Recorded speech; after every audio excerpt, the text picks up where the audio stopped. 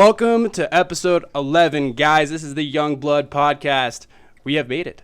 We have made it this far, and that's fucking crazy to me. This is a real special episode from you guys. We got two people on today. We got Saif and we got fucking Rondell.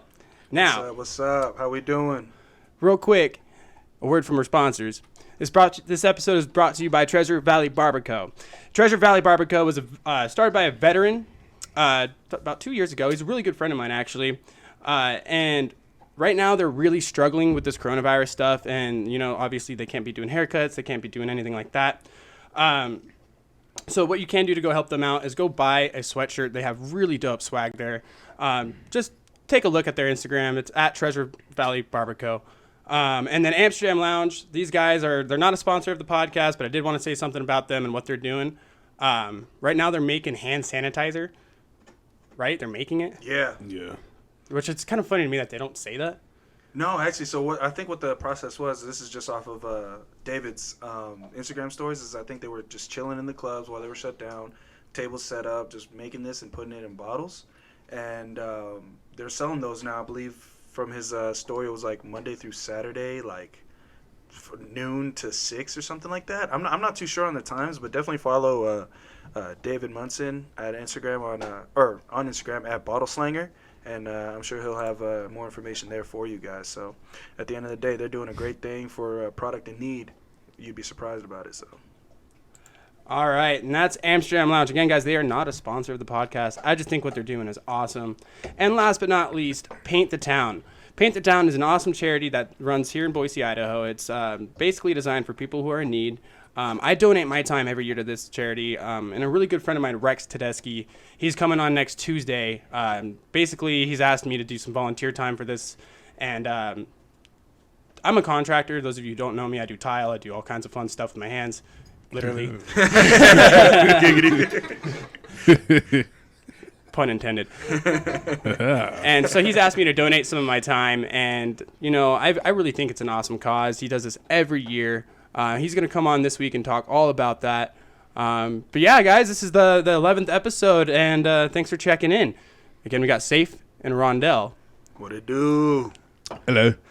You should have seen these guys before the podcast. Literally every fucking 2 seconds are cracking up laughing in these fucking mics. I couldn't be any happier to have them on. Fun guy, so fun things happen. You heard it here first, ladies and gentlemen. We're about to make this one the best one yet. So, Rondell, I know you work at Amstyerdam. Worked. Security, yeah. What are you doing for work now that shit's fucked? To put it in layman's terms. So I'm now at Armstrong Transport Group. So mainly we do like the whole brokerage company thing like that. Mainly for like the companies and stuff who need products and stuff moved. We find them trucks and stuff. So we just move freight all day, every day. And I'm thankful to still. You're right there? I'm thankful to still have man on the chest, man. PBR smacked him in the face, boy. Bro, you've only had one beer, man. It's all good. Nah, man, I just miss Amsterdam so much, man. I was getting choked up, man. I don't know why you missed that place. Fuck. Man, it was, honestly, it was fun and terrible at the same time. Like the place and stuff was, like, fun and great, but just, like, the whole security aspect of it. Like, just seeing so many different kinds of people every single time, it's just, and you never know what could happen, you know, so. That's true. It was fun. Fucker could take a bottle to the side of your head. You wouldn't even know. Yeah. Thankfully, I was not one of the security guards who, you know, got, like, harassed by, like, a 55-year-old older woman who's, like, drunk and stuff Bullshit. like that. I wasn't one of those guys. Thank God I was not. Like, I've had guys get, like, a beer thrown in their face by, like, an older lady and stuff. And fuck you, Daryl. Yeah, like basically. And it's on any given night, how many times on a regular Friday or Saturday night do you have to clean up puke? Too often, man. Like, too often. And it's and it kind of varies, and it kind of shocks me how much I've cleaned up. Like for me, you know, I went to college and stuff, so like we would get like parties and stuff started at like maybe like 11. I'm cleaning up puke at like 8:30. I was like, yo, can you not handle your liquor until like it's 8:30 and you're throwing up? Like, come on. So I would say, man, like 4 times. Like Oh every shit! weekend. On a weekend. I thought you just on a given for Saturday night, but Oh no. like one or in two total. times. I mean, when I bounced at Strangelove or China Blue, Vagina Blue, as some of the gays like to call it. Back in China Blue days. That's not weird. That's a real fact, dude. I have never heard the phrase Vagina Blue until I hit a balcony one night and like. That sounds weird. Literally every single one of them were like, "Oh, you work at Vagina Blue," and I'm like, "Huh." That fits, but fuck, dude, I'm not proud of it. Vagina Blue. That's probably why they changed the name. What the fuck? You Never were the heard MC there. I am. I And- still am. Strangelove. No, you're not. Yeah. No, it's closed now, motherfucker. Oh, okay. So if you want to get fucking technical, you know what? Fuck that. I still am. That's my bitch. That's my shit. It is your spot, man. You've ran with that fucking now for 4 years almost, huh? It's been a while. Since There since was a little back when I break in worked there. there. Yeah, there was a little break in there, and it brought me back and started at Thursday nights at Dirty Little Roddy's and for hip hop night. And then went on to Fridays for. We need some color in here. Say. Pretty much, man. I'm like, imagine a white dude trying to hype the crowd up though. Like you can only hype up Sweet Carolina so much. in here. Oh God! I mean, no, that's wrong. I'm very white, and every time I go in any bar and I hear that song, I don't give a fuck. It's what's in my hand, what I'm doing. I drop it and I sing. Bro, you and me both. Yeah, hell yeah, that's a banger. Sweet Caroline. Ba, ba, ba. See, it's like addictive. I think all kids from Idaho learned that song like right after they're like ABCs. Because I don't know anybody out here that does not know that song. You got to be pretty fucking retarded or date a girl named Caroline and just tune it out. To the Carolines that are watching this podcast, I may or may not have dated a Caroline for like 2 years. So when that song would play, I was just like, fuck, man. I felt like an absence, man. I was like, I'm white, but I hate that Sweet Caroline song. What the fuck is that kind of He shit? said he felt like it was an absence. what is going on? It was out of body, bro. I didn't feel right. Shit wasn't my cool. goodness, man. She ruined that song for you? What'd she do to you? Imagine how conflicting you feel when you're at a bar and Sweet Caroline comes on and all your friends are dancing. You're just like, no, fuck this song. Like, That's what I want to know. What did she do to you? Especially when you're like drunk too. Nothing. We were just 18 and that's just one of those.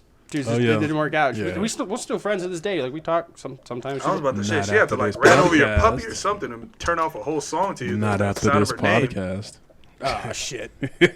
I mean, the hardest part about this fucking podcast too, like you would think it's the podcast itself. This part is the fucking easy part. Yeah. You know, of sitting course. and talking with you assholes is nothing to me. You know, but the fucking how long did it take me to set up? Man, the behind the scenes is what people don't. Jesus Christ, you alright? What the fuck was that? People, you're kicking him Oh in the my! face. I was about to say that shit gut punched you. Oh my God! Fight back. Fight back, man! Fight back! Fight back. Anyways, as I was saying, the behind the scenes is pretty much the toughest part that a lot of people don't take into consideration.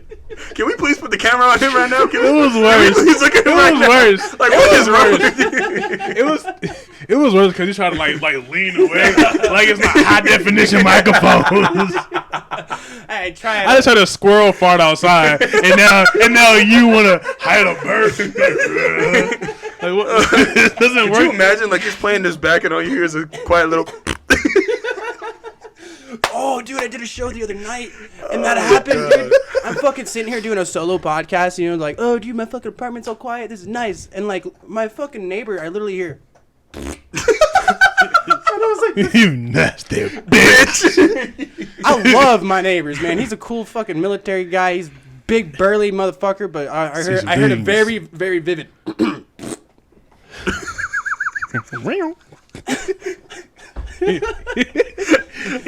Oh, my God. My next purchase was then soundproofing material on Amazon. 100%.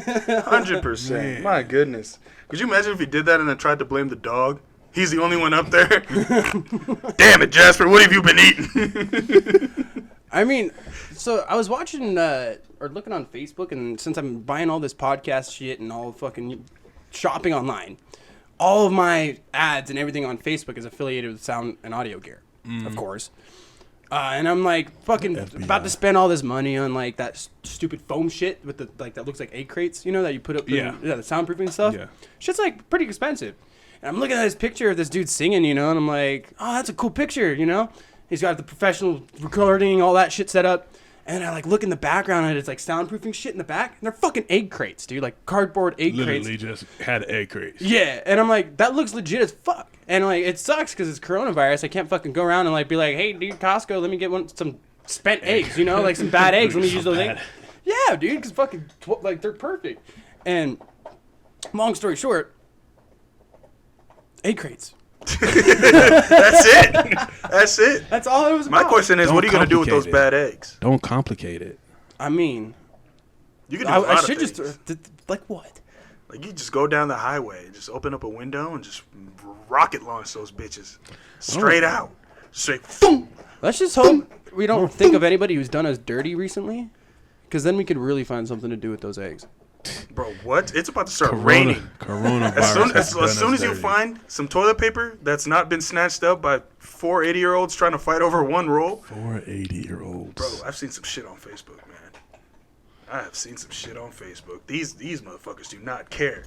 They will wipe their ass before they feed their children, apparently. Because you'd imagine somebody fighting over rice or chicken breasts or something like that. No, toilet paper? With all due respect, if a older lady comes up to me trying to take my toilet paper, Margaret, I'm sorry. Margaret, I'm sorry. I'm going to give it to Margaret. her. I'm going to give it because obviously if she's ready to throw hands. I'm going to give her something. If she's ready to throw hands with a grown-ass man. Over toilet paper. She need that shit, bro. She need that shit. Honestly, I would feel more disrespected if she does try to fight me. I was like, really? You think that you can be my ass? Look at me and look at you. At that point, you gotta beat her ass just out of self-respect. Yeah. You know what? You Try it, Margaret. All right, Velma, you want to fucking do this? Karen? Oh, don't Really, get me started Karen? on the Karens. You want to? Don't get me started on the Karens. You don't like man. me, do you, Karen? Do you? Way before the coronavirus. You don't like me, huh? Did you, Karen? Huh? Man, the Karens. How do you feel about the Karens, Casey? I actually have a Karen Casey story for Karen. you. I was texting this girl today, and she works at Starbucks. She's all like, "Oh, I just had to call the fucking cops on somebody, dude." And I'm like, "Okay, like what happened?" I mean, you work at Starbucks, like literally end is drive-through. Like, ain't nobody coming in the store. Like, what the fuck you mean you had to call the cops on some lady? And it's super funny. This girl absolutely fucking hates when people like take their bike or try to walk through the drive-through. But it's like I'm an avid cyclist, so I'm like. So, like, I personally have done it. I've walked through drive-thrus before. Yeah, but they get It's a good way pissed. to stay in shape. I have been straight been told so many times, like, hey, fuck off with that, you know? So, yeah, and she's all telling me, like, oh, I fucking hate when people on bicycles. And I'm like, but they just need some coffee, man. You know? And It's still business. she's all like, yeah, I had to fucking kick out this lady today. And, you know, it was because she came through my fucking drive-thru and I told her no. And I was like, okay. And then what happened? She apparently threw the fucking money, like, in the window. I don't want coffee! I just lost her What? fucking... Just because she couldn't get served coffee at Starbucks. She was going through some shit. Yeah. She was either on drugs or going through some shit. Well, then that's why I Probably was like... needed drugs. Well, why don't you guys just start doing fucking curbside? Like, clearly it's been an issue that people can't, walk up or drive up. And, you know, it's understandable when it's, like, during... Not understandable right now. Like, with everything going on, people should be able to take and walk through a drive-thru because you can't go inside. 100%. You know, like, that's fucking stupid. Safety. Yeah. Yeah, well, I get it's a liability. I get it's like it's supposed to be safety for the people inside. So like, which I don't really get. I mean, even for the people outside, because if you have somebody who's not paying attention in a car behind you and you're walking through, Yeah. and they're just, looking down on their phone and they start driving, like that's the slowest run over, going like 2 miles an hour. But you never know.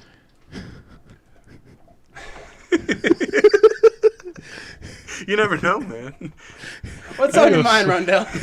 What you laughing at? I'm just seeing somebody that's slowly getting run over. It's like that episode of The Office when bro tried to run Mike over in his Prius. You couldn't hear it, so you had to go less than 5 miles an hour. How much TV do you two fucking watch? Oh, it's so much, bro. Oh, I watch more of so a many movie. movies. I watch I'm so more many of a movies. movie fan, so it's like my main goal is to be a film director. Like, so hopefully when all this corona shit pans out, I make a dope ass movie about it. Well, dude, it's crazy. So I posted that fucking ad yesterday regarding people coming over to my. Sorry, I'm working on my cameras here. Oh my God, the glare. The glare that was just given. Well, I've got a very good friend of mine helping with the camera today, and she's doing a terrible job, but it's okay. She's playing pool. I'm being savage today. What was I talking about? Something about the thing with the stuff over there. Yeah, people reaching out to you, about the ad. And stuff like Basically, I put an ad out about somebody taking over the audio visual. Thank you for being honest. Fucking cunt. Did you hear me? I was like with the stuff with the people and the happenings over there. he was. Yeah. Wait a minute. I am very, very. Job JT's a little too far, man. Anyways, back to what I was talking about. Okay. Even though it's super unimportant. I had like 6 people get back to me about taking over the video and audio part of this podcast, and I was fucking baffled. Like, by the time I found something that was like, oh yeah, that'd be kind of cool, I had 7 other people get a hold of me asking to, like, freelance photographers, videographers, they all want in. And like a couple of them are like, oh yeah, but our price is like a little more steep because you get good work, this, that, and another. And I'm like, I mean, like, I'm not trying to fucking hire you for one day. Like, I'm trying to, like, this is the thing. Like, I want to talk about potential, like, hey, this is growing. Do you want to grow with me? If not, fly a fucking kite. I ain't gonna fucking fly a fucking kite. Yeah, I've never heard that before. Yeah, I'm not gonna sit here and fucking pay you like $20 an episode to edit my shit because it takes time. But like, I have a buddy who's willing to come over, sit here and do the cameras with me, like, because he was on the podcast and he was like, I fucking really enjoyed every part of what happened. I really enjoyed like what we did and what was going on. Like, thank you, and that to me is why I want to keep doing this shit. Yeah. When in what fucking world would we ever sit down like this and talk to each other in a fucking educated, respectful, fucking no phones? Like, this is crazy to me, dude. This is shit nobody in our generation knows about, does. Hell, there's somebody in the room right now who's never even watched a podcast before, and it's a growing thing. And I'm going to continue to do this whether or not people fucking watch the show, listen to it or not. Bro, you might as well, because at the end of the day, you're creating content. You're creating content that makes you happy. And it doesn't matter. It doesn't matter who interacts with it, as long as you have something that you're proud of itself. Right. Somebody out there is saying that you're dope that you don't even know about. 100%. That's how you gotta look at it. Somebody's out there saying that you're dope that you don't even know about. I honestly, bro, I didn't even think about it that way because I've had, like, last night I was up until 2 a.m. Dedication. What's up? That's a dedication. Yeah, well, literally, I was editing and I was talking to people about the podcast. Like, I had people reaching out to me, and I had my one buddy Rex, who's coming on next week. Me and him were going off until about 2 a.m. about our show that we're going to do on Tuesday, and he's like, he was a lot more structured. This is more because it's a comedy show. This really is. That's why it's so loose. What are you doing over there? I'm just adjusting myself, man. Keep going. You were on a roll there. Keep going. It's a comedy show, so you can get away with a lot more because at the end of the day, we're fucking kidding. Yeah. You know, so that's why I'm not a news show. I'm not a fucking information source. Not news. You can do news. Yeah. We're not doing news. Fuck no. This is strictly. Who wants to do news? Who even watches the news anymore? Yeah, and like I tell everybody in all my shows, the reason I started this was because coronavirus, and I was in the process of starting stand-up comedy. I write stand-up comedy. I write every day. Oh hell yeah! Yeah, and I've been working on it for a long time. Give me a best knock joke right now. Go fuck yourself. See, that was funny. That was funny. That's See, good. The comeback was good. He's made for this. Anyways, and that's why I fucking started this podcast because literally, man, like, you can't go do stand-up right now. And I was getting to the point where I was like, I needed to grow a fucking pair, and get out and do the open mic. And I had found a bar, the tavern right here, the Eastside Tavern, like super tiny bar. It's perfect. It's not like Liquid where it's actually a pretty well-known stand-up bar. I ain't gonna start out at fucking Liquid. Fuck no. Throw yourself to the wolves, man. You never know. Nah, there's this one bartender who works there that I fucking despise. Jesus Christ. I'm not gonna name drop Starlight, but anyway. Whoa! We need a sound effect for that one. I am not. Starlight, if you're listening, Casey does not like you. I will be public about one person that I don't like, and that's one. She was spitting your drink or something, man? I'm not even gonna go about it. That's just not Jesus Christ. She was just publicly shamed on my show, and I'm not gonna get into detail why. Shamed. But that's it. Hey, That's man, also worse things have happened. That's also why I want to make sure I'm hella fucking funny before I roll in the liquid. Because when I roll in the liquid, I'm gonna be like, drop the fucking mic, bitch, and walk out. Yeah, and I'm probably gonna joke about her. You haven't seen the last of me, Scarlett. You haven't seen the last of me. Hey, tip your bartender, just not that one. Whoa! She's over there looking at you like, seriously? That was actually pretty funny, you cock. You cock. You fucking cocksucker. Starlight, if you're listening, please don't spit in my drink. You know she's not fucking listening to this. Hey, you don't know, man. You don't know, because there's always that one person. But one of her friends is gonna listen to this. They're gonna take a clip and they're gonna send it to her, and then she's gonna come listen to this, and that's how we grow followers, baby. Oh, yeah. She's gonna be in the comments talking hella shit. Like, who do you think he is, Dane Cook? Like, No, literally, dude, I had a pay-per-view. 20 minutes, let's go. I'm so unhappy, Dale. I'm so unhappy, Dale. I just want to roll you up in a little ball and then stab you in my vagina. Jesus Christ. And you can just live there. In my vagina. Just live in the... No, you're there. I'm gonna fill a pillowcase full of bars of soap. Almost The shit out of you. Oh, God. Hey, on that. I'll stop. Hey, you sleep? No. Oh, God. As soon as you fall Bro, asleep, honestly, me and I'm gonna Rondell could punch quote you. movies day and night, I'm bro. going to punch you right in the face. Hey, Derek. You know what's good for shoulder pain? If you lick my butthole. God. Oh, snap. I watched that movie with my mom the other day. Jesus Christ.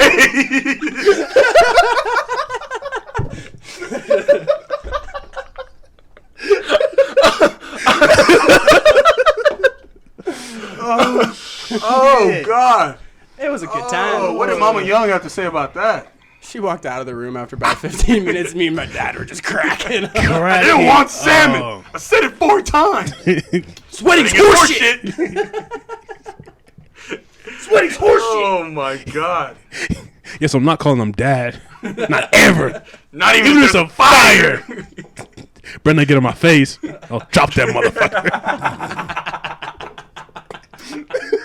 I hope we're not breaking hella copyright laws with this shit right here. Bro, we're You quoting. probably are. No, You probably are quoting it's shit. different. God damn it, Gatsby. Oh, you just gonna take me out the frame, huh? Straight up, I guess fuck safe, right? There we go. My dog just doesn't like Arabs. Whoa, that got dark real quick. And it's a white dog, too. Oh, fuck.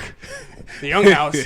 Here at the Young House. And that's funny. I've had more black people on my show than white people, so I don't think I'm really that racist, but, you know, I don't know. I live in Idaho. People, it's hard to say. If you have to say, I don't think I'm that racist, then you're probably right. If you got a question, then you're probably a little fucking racist. I'm not racist. I hate everybody. What every racist says. What every racist says. Loophole. I'm not racist. I hate everyone. That means you're a racist. or my best friend is black. Hey, my best friend's That black. comes out. DeAndre. That comes out a lot. Yeah. He said I could say nigga. I'm not going to finish that. When he watches this playback, he's gonna see Rondell's face go from. DeAndre's half Wait, you know half DeAndre? black, isn't he? You know DeAndre Woods? Woods? Yeah. No. Do you know D? The DJ? No. He's not that cool. Oh. Just kidding. No. So D, he runs a shoe game business. Like he fucking buys Jordans and resells them. He buys them right as they drop at the store, buys them out, and then resells them. Above market price? It's fucking smart. He makes so 100%. much money on it. He'll buy 6 pairs, 7 pairs of J's, sell them that day. Yeah, as he should. If he's selling them above market price, then yeah, he'll definitely make a lot of cash. No, he's selling it for less. I mean, I would just be a good Samaritan to the I people mean- among these tough times. He came on. He was on Tough the times. episode, I think 5 of the show, and he talked about it. It was a cool show with him. It was super awesome. But I've been friends with him for fucking years, so we're not afraid just to be dickheads to each other. Yeah. Hell yeah. But in a way, like I brought up coronavirus one too many times in the show, I guess, and he like lost the vibe of the show like 45 minutes in. He was like, I don't know, I just lost it when you brought up coronavirus again. I was like, oh, well. You can go fuck yourself. Hey, knock. Hey, please incorporate that in your next stand-up. Hey, knock knock. Hey, it's like, hey, so one time I had somebody, I had a friend ask me to tell me his best knock knock joke, and I told him he could go fuck himself. Hey, well, the reason for that, like, when you do stand up and like, basically, it's a lot of fucking preparation, man. So, the biggest insult you can do to an aspiring comedian, not to a fucking Chris D'Elia or fucking Joe Rogan, somebody who's been going around and doing it for years, they probably got a couple jokes on deck. But if somebody is aspiring and they're growing as a comic, the worst possible thing you can say is tell me a joke. Because then it's like, one, way to put me on the spot. Two, you don't realize that a stand-up bit is written, it is formed, it is practiced, it is worked on. Prepared. Yeah, like, and if you want to come see me be funny, come see my show. Come see me live, support that. Yeah. But don't tell me to tell you jokes. Fuck you, that's come pay. That's free entertainment, bitch. You ain't getting free entertainment. Tell me your best knock knock joke.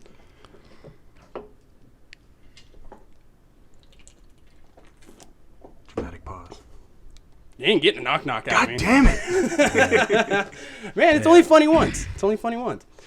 Now, things with the coronavirus are I'm going to bring it up, tending to slow down. Today at the gas station, I noticed there was kind of a change in things because I was working in Mountain Home, which is an hour out of Boise. Yes, sir. And driving through that gas station, it's the fucking I-84, dude. It's the most trafficked route in Idaho right here. Yeah. And I worked at the gas station, or I stayed at the hotel right next to the gas station off the highway because I'm working out there out of town. Yeah. Seeing how fucking little Mountain Home was like preparing for the coronavirus and participating and doing their part was really shocking, and I went to the Walmart there and I just saw everything that you'd expect to see at a Walmart, and it was fucking disgusting and terrible. It was just, I was like, scrubbed my body when I got home. And literally, we rolled through Mountain Home today, and the lady, the fucking clerk's not even wearing a mask. Like, I'm just like, dude, everything's slowing down so quick. And do you guys think that this slowing down like this and everybody's stopping the fucks given? Like, hell, I've got 5 people in my house right now doing a podcast. Like, that's... Hey, I'm social distancing in an apartment. No, I'm not. In other words, do you think that this shit's going to come back quicker because everybody being so fucking ignorant? Yes. Do you think the second wave's going to happen? There's going to be a second wave. Whether or not it's going to be as serious as the first one is yet to be determined. But I definitely strongly believe that there's going to be a second wave. But at the end of the day, like, people have even came out and said, like, oh, sunlight is a part of the cure. Right. Or, helps kill the Which virus makes sense. within your body. It does, for sure. And high levels of humidity. And mind you that not only sunlight, but seasonal depression's starting to go out the window for everybody right now. And depression alone can make you sick. Staying inside all day, being sad, not taking care of your body, make you sick. Shit. Going one walk in 90-degree weather, you feel like a whole new fucking person. Without a doubt. You're way less likely to catch a cold at that point, let alone coronavirus. Yeah. And again, I'm not a coronavirus news source, but you know what, guys? Back to what I said with DeAndre, he got like irritated with us bringing it up. It's fucking relevant. Yeah. It's so relevant. It's what's happening now, and I run a fucking podcast. I have to talk about what's relevant. Mm-hmm. I can't just be sitting here talking about fucking cats and hand grenades, okay? Like, I got to be talking about shit that people care about in some way. Did you imagine that combination? Cats and hand grenades? I did imagine that.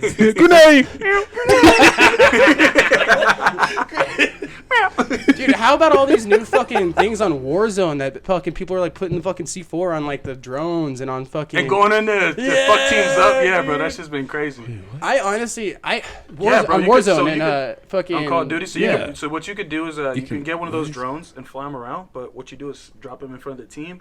One of your teammates drops a C4 on it, and then you can go around, find a squad of people hiding somewhere, drop the drone in there, and then the other guy can set off the C4 and take the whole team out. It's fucking ridiculous. It's crazy. Damn. It is absolutely ridiculous. And that's like on Fortnite when people jumped on a rocket. Have you guys hopped on the train of TikTok yet? I have one. I watch it. It's pretty funny. I haven't made one though. The thing is with TikTok, being somebody who does comedy, who has a podcast, one thing I really do have to do is I have to stay up on social media. Mm-hmm. I have to stay up on relevant shit. You know? And one thing I can say about TikTok is it's a fucking stupid hole that sucks you in. Oh, absolutely. But the content on that fucking app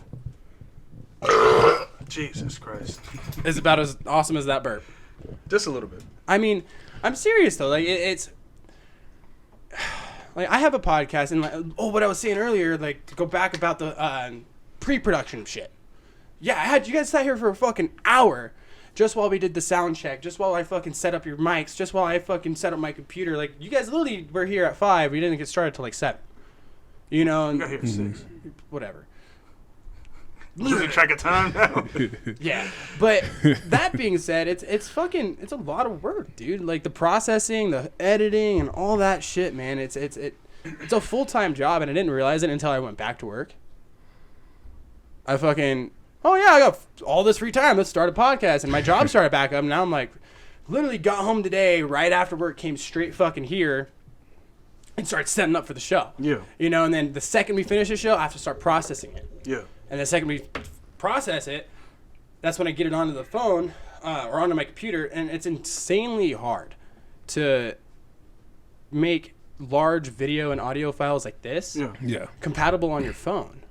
Oh yeah, you wouldn't. Like Yeah, the size and stuff. Yeah, because at this podcast, when we're done, it's gonna be about 4 gigabytes. Damn. Jeez. Not even kidding. Every single show I make, like, dude, my fucking laptop's already almost full.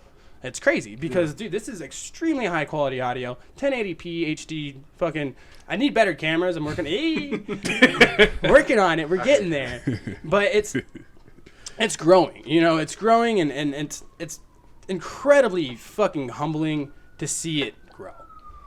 And that's awesome, but it's just a credit to how much behind the scenes, like I mentioned earlier, work that you put in. Because at the end of the day, that's all everybody doesn't commend on or notice. It's just the behind the scenes that people put into things like this, like podcasts, right, man. It's different things like that. So it's like the amount of man hours that go into just even like how long is it going to be? It's like a full-time job or an hour. Yeah. So like you could put in about 3 or 4 hours of work for just maybe 40 minutes of content. Right. And that's just mind blowing to me, and that's why I really commend people who take on this kind of challenge and everything else like that. Is just to go towards putting out content for the public, and then even making it like, viewable the to content's the plus. Yeah, it really is. Like, the content's what comes with this. The real fucking benefactor, the real fucking cool thing about a podcast, bro. I got to know you two motherfuckers 10 times than I already did, just because we're sitting in a room. Like, and did it not at first? Like, we were a little nervous. We were like, "Oh shit, we're in a podcast right now." And then a couple minutes in, you're like, "This is chill. This is fun, man." Yeah, no, this is awesome. I was born for this shit, dude. And I am not. Tell them how you really feel, man. Damn. You were, baby. Well, the thing is, I'm a big fan too of recurring guests. I'm not afraid to have people come back on. Yeah. You know, because shit's always changing. Shit's always gonna be relevant. You know, like, and hopefully I can work out something with these people who are trying to do my audio video, because I'm not trying to pay them $100 an episode. I'm not trying to pay them what they're worth. I'm honestly not. Okay. You know, I'm honestly not trying to pay them what they're worth, because I don't have that kind of money. I have a sponsor, but I'm growing still. You know, at the end of the day, you need to find somebody that's trying to grow too. If you find somebody that's already established, exactly. If you find somebody that's already established, that's going to be shitty. Yeah, they're just trying to make money off of you. But I'm trying to find somebody who wants to be a part of this, who likes the show. And like Kelsey, my buddy who came on, he after the show, dude, literally, it was so humbling just for him to say thank you 1,000 times. You know, he was like, dude, no, really, like, I have major anxiety when it comes down to talking on camera. I've never even been on camera like that before. That was the first time I was able to get my word out there. And that's the also cool thing about this is all of the shit that we're saying, it's broadcasted. Absolutely. You know, and it makes you want to really think about what you're saying on the show rather than just, like, word vomit everywhere. But sometimes word vomit is fun, you know, and throw a whole bunch of shit out there and see what happens. Yeah, and like I said earlier with the 30 episodes, I did a practice series first. Got you. You know, I did a series where I was just entirely diving in. I had no idea what the fuck I was doing, and it was super cool the way that I did it, because like it taught me so much about the podcasting process. Like, I didn't know that I couldn't just upload my shit onto Spotify. You can't do that. So the way a podcast works is you have to have a host site, and you have to pay for the host site. So I pay a monthly fee to have a host site that hosts all my hours of data and all that stuff, right? And they give me an RSS feed. Who the fuck's heard of an RSS feed since back in the day? I have not. Do you know what that is? No. Have you ever heard of one? No. You ever try to watch porn on a PSP, PlayStation Portable?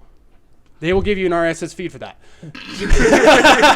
I had a PlayStation Portable as a kid. That's where Me too. I'm trying to think. Yeah, dude, they're like RSS feed. Like, it's that little like it looks like a Wi-Fi download. Yeah, it's like God damn, you had that shit saved. You said, "Fuck going to page 53. I'm gonna bring this shit up now." No, the hard part with that is you have to find a video that's worth downloading. You're like, "Fuck, dude, if I'm gonna actually fucking take Look at how happy he is. Look at how happy he is right now. Like a compilation. Well, fuck, dude, if you're gonna actually be like putting yourself in jeopardy of that shit getting found, like, You don't make it worth it. yeah, you don't want your mama looking at worth you. it. You don't want your mama opening your PSP to fucking dirty anal porn or something. There's got to be some. Jesus Christ. I mean, maybe. I mean, unless that's what you're. I remember that happened to me once. Shit, you not. So my brother was watching some dirty shit, and my mom found it on the computer, and they first assumed it was me, of course. And I was like, and like, I was like, what the fuck, man? And my brother's 10 years older than me, and you're gonna assume I'm the one watching fucking porn? I'm like 8.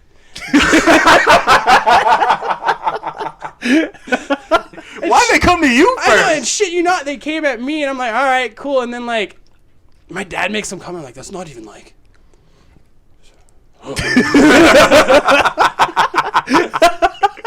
Say some things, man. I'm like, is that what you're into? And I'm like, yeah, Dad.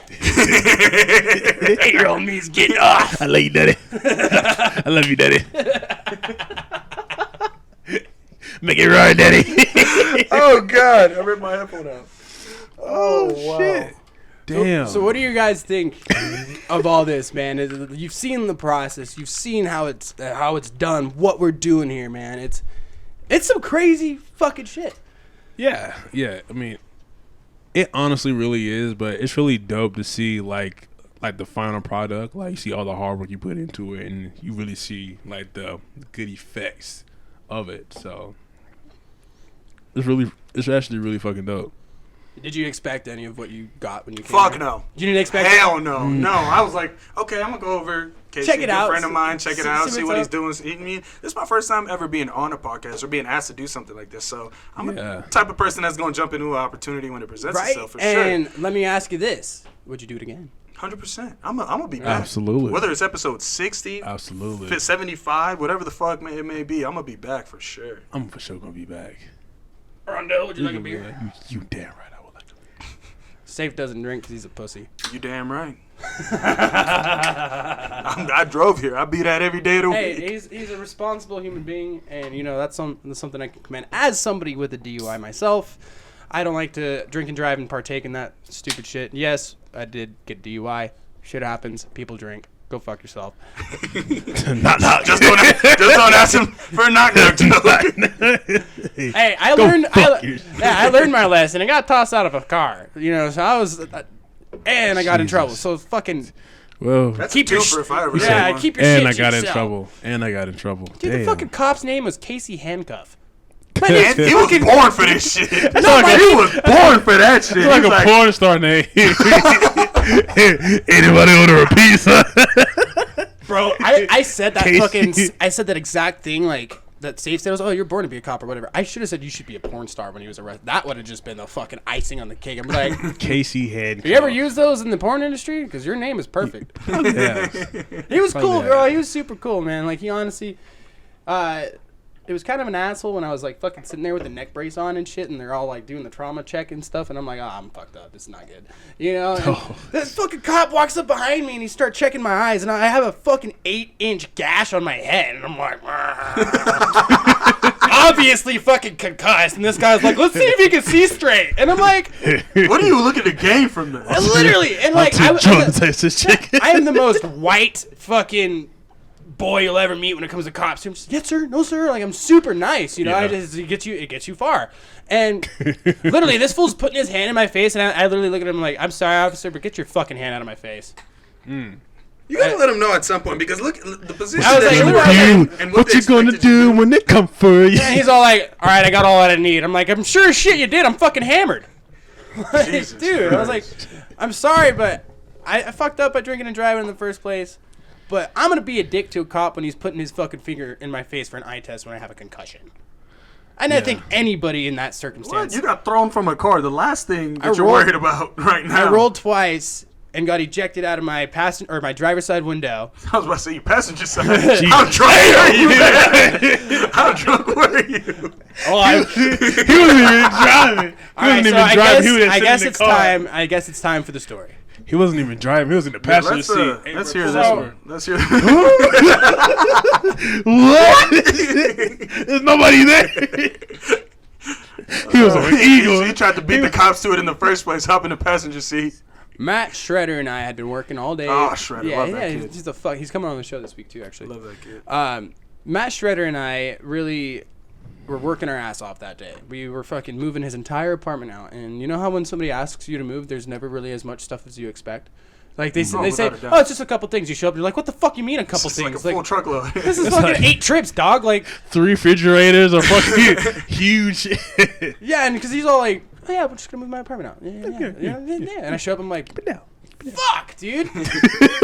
And I'm obviously the only person to answer to help. I'm like, God damn it. Oh yeah, and he'd helped me move in the past, so I'm literally owned by this at this point. Like, I'm like, fuck, dude. You're committed. He's got me by the balls. He's helped me move twice, and he asked me one time. I'm like, yeah, I have to. You know, and we're fucking, dude, we slam like a case of Trulies while we're moving shit and stuff. My God. While you're moving. While we're moving, right? I didn't drive. Don't worry. Yet. But wait, there's more. There's more. So we're fucking doing all the moving and shit, and we finally get everything to my house in my garage. That's why we were moving, because I was letting him use my garage as a storage unit, helping him out. And it's 1 o'clock by the time we finally get everything moved, bro. It's fucking. I am exhausted. I hadn't eaten. I am over it, and we're like, bar. So we go to the bar. We take a couple shots, drink a couple beers. Like, we only had a half an hour. You know, it's not like we got lit, but we did drink all day. No food in your system. No food in my system. Matt had lied to his girlfriend at the time about hanging out. Hopefully she's not listening to this. Hi, Alexa. Matt had lied to his girlfriend at the time of this.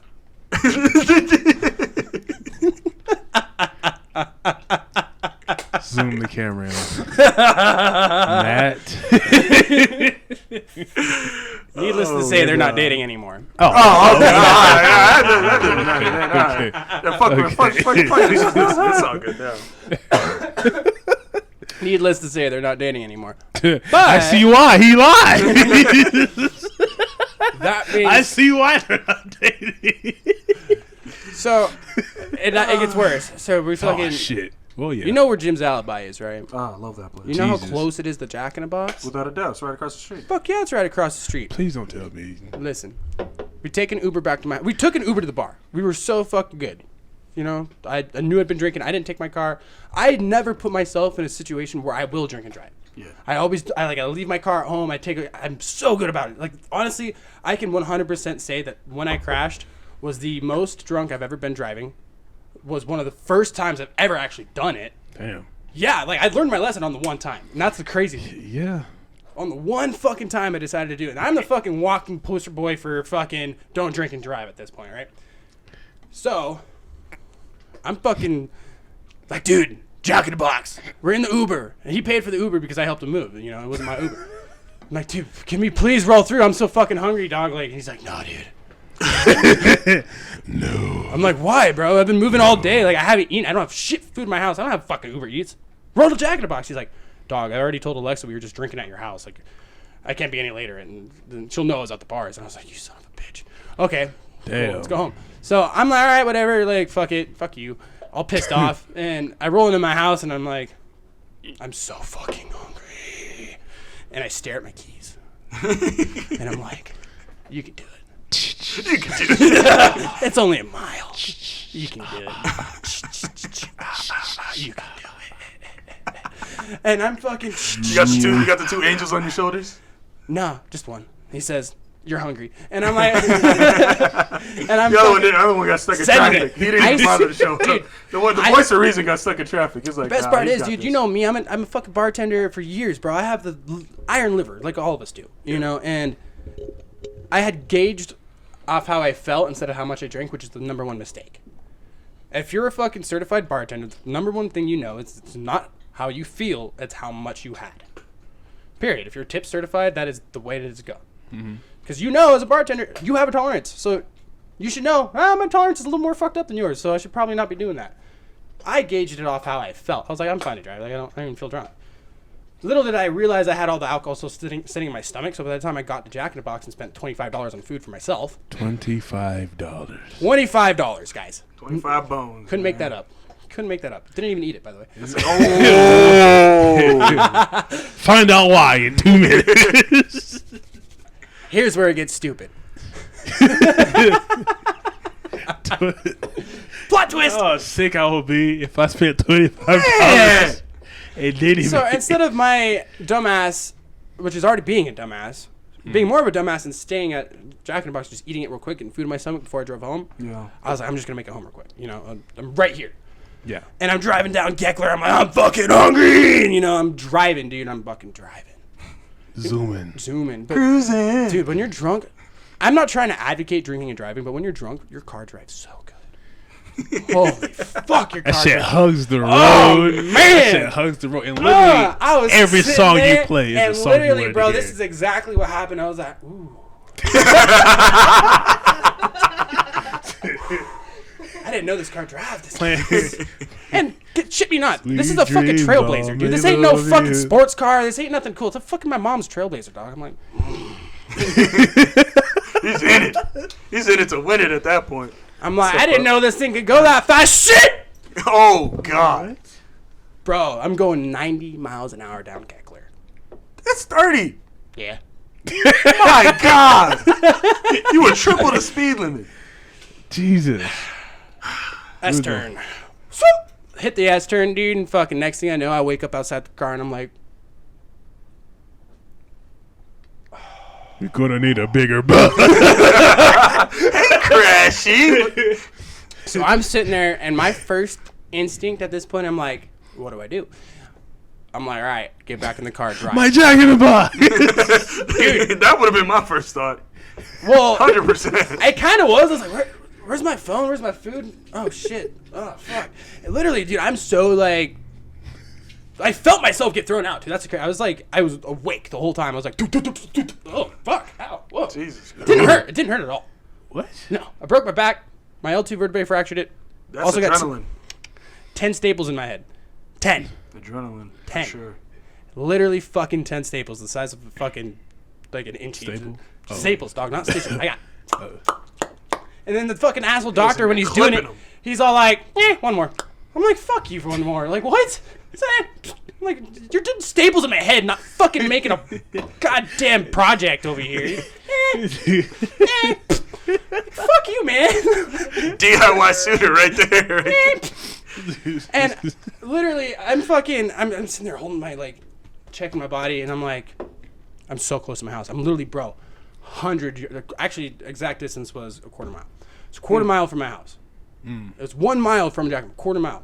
So I'm like, okay, fuck it. I'm just like, the car's fucked, but maybe I could just pull it into my apartment real quick. I won't be fucked, you know? Because I was like, the second I looked at the car, I was like, I fucked up. And couldn't find my phone, couldn't find my wallet. And that's when I was like, oh, I can see my thoughts. I can hear my face. I can hear my face. Who's there talking? Who's there talking? Oh, And so at this it point, is me. Shut up, Maurice.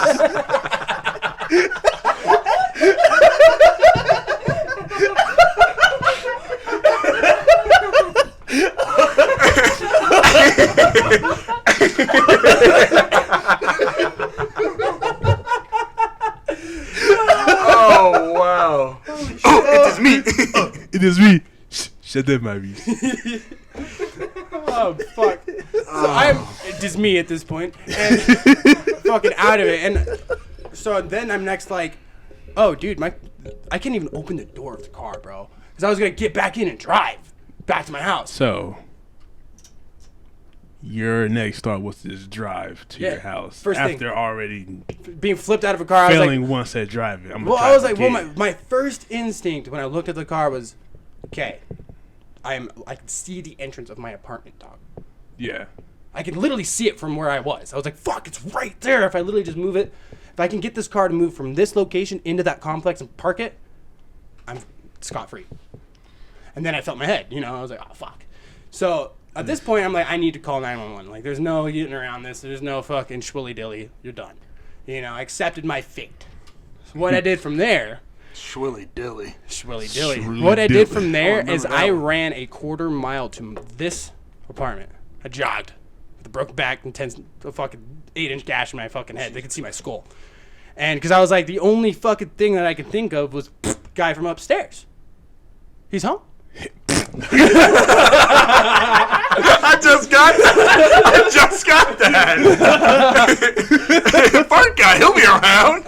Yeah, why not? Yeah. So I'm fucking like, and also my instinct of this was, hey, he's a military vet. I'm gonna see if he can check me out real quick. Go grab my fucking car out of the ditch with his truck. Cause he's. Oh, so your car was in the ditch. My car was in the side. I rolled it into the tree, bro. Yeah. Fun fact, I didn't have my seatbelt on. Because of that, it saved my life. I was going 90 miles an hour. I rolled my car twice. It hit a tree. And when I hit the curb, I got ejected out. I landed directly in front of the tree right before the car rolled into it. So the tree really saved my life. Yeah. The lack of seatbelt saved his life. The tree would have killed him. Tree would have killed me. The lack of seatbelt saved his life. Well, get this. Tree would have killed me, but it also saved my life because it stopped the car from rolling on me. Ooh. Yeah. It had. Shout out the tree. Yeah, I was in complete I trajectory. am Groot. Yeah. I was in complete trajectory. What goes through your mind when you say these things? I don't know. Running help. I am I'm Groot. scared. I am Groot. Oh, it is me. It is me. No, I was in literally it is me. complete trajectory to get rolled over by the car. Oh. Yeah, crazy shit. So at this point, I'm fucking like, Jack will help me out. Fart guy, you know, and he's got this. He's got this. Yeah, he's got this. So help me out. And so I'm fucking pounding on their door at 3 a.m, like. I shot you. 3 a.m. What? head. Oh yeah, for real. you. For real. They were so shook when I knocked. They're like, "Who the fuck is it?" I'm like, "It's Casey. Help! You know, help! Help me, I'm poor. The guy from downstairs." Like, "What the fuck do you want?" I rolled my car. You're home. What an answer. What an answer. The fuck that got to do with me? You're fucking home. Why are you here? Like, and so like they open the door, dude, and I fucking fall in their doorway. I'm all like sitting there bleeding everywhere. You know, I'm like, all right, Jack, you gotta call 911. I fucked up. You know, and they do. They do. They show up, and so the cops get there. They're all like, you were fucking drinking, weren't you? And I'm like, you know, obviously I'm fucked. So you know, at this point, I had decided to make it fun. I was like, you know Only what? thing you can do. I was like, you know what, dude? I'm alive. You want to give me DUI? Let's fucking It's go. my life now Literally. or never. To the cops. I ain't gonna live forever. Dude, I was so annoying that Take it away, Jack. Yeah. So I was so fucking Imagine if you like farted when you opened the determined door. on trying to save my ass that I looked at the paramedic. And was like, "Hey, dude, real talk. Like, I don't want to pay for an ambulance. Like, what are the odds that like?" What are the odds with the ambulance? 1 in 10. 1 in 10. Come on. I was like, "Hey, what you're are the done. odds that we can just sweep this under the rug and Jack drive me to the hospital real quick?" He's like, "Bro, I can see your skull." And I was Tom like, is not on your side right now, so we need to get you out of here. and then I'm like, I'm all fucking cracking jokes the whole time, just like, and I'm like, "Yo, see you, my neck's fine," you know? I'm like, "No, it wasn't." And basically, like, I stood up, and, and like, because I was so relaxed and chill, they're like, "All right, well, let's stand you up, get you in the ambulance," and like, they stood me up, and I went, think, went down, dude. And they're like, "All right, we're gonna put you on the gurney," and I was like, "Oh fuck, this is real." So I'm in the fucking That ambulance. got real. Oh, dude, That yo, made yeah. it real. I was not even. I was fucking making it fun the whole time, bro. Jesus. I was in the fucking ambulance, this bro. moment, I'm in the back, and I'm all like talking shit with the guy, and he's like, "Do you want anything?" I'm like, "Don't fucking touch me." None of that. None of it. I don't want to pay for any of that. He's like, "Really?" I'm like, "No. Don't fucking touch me. Get me to the hospital. Don't touch me." He's like, "Really?" I'm like, "Yeah."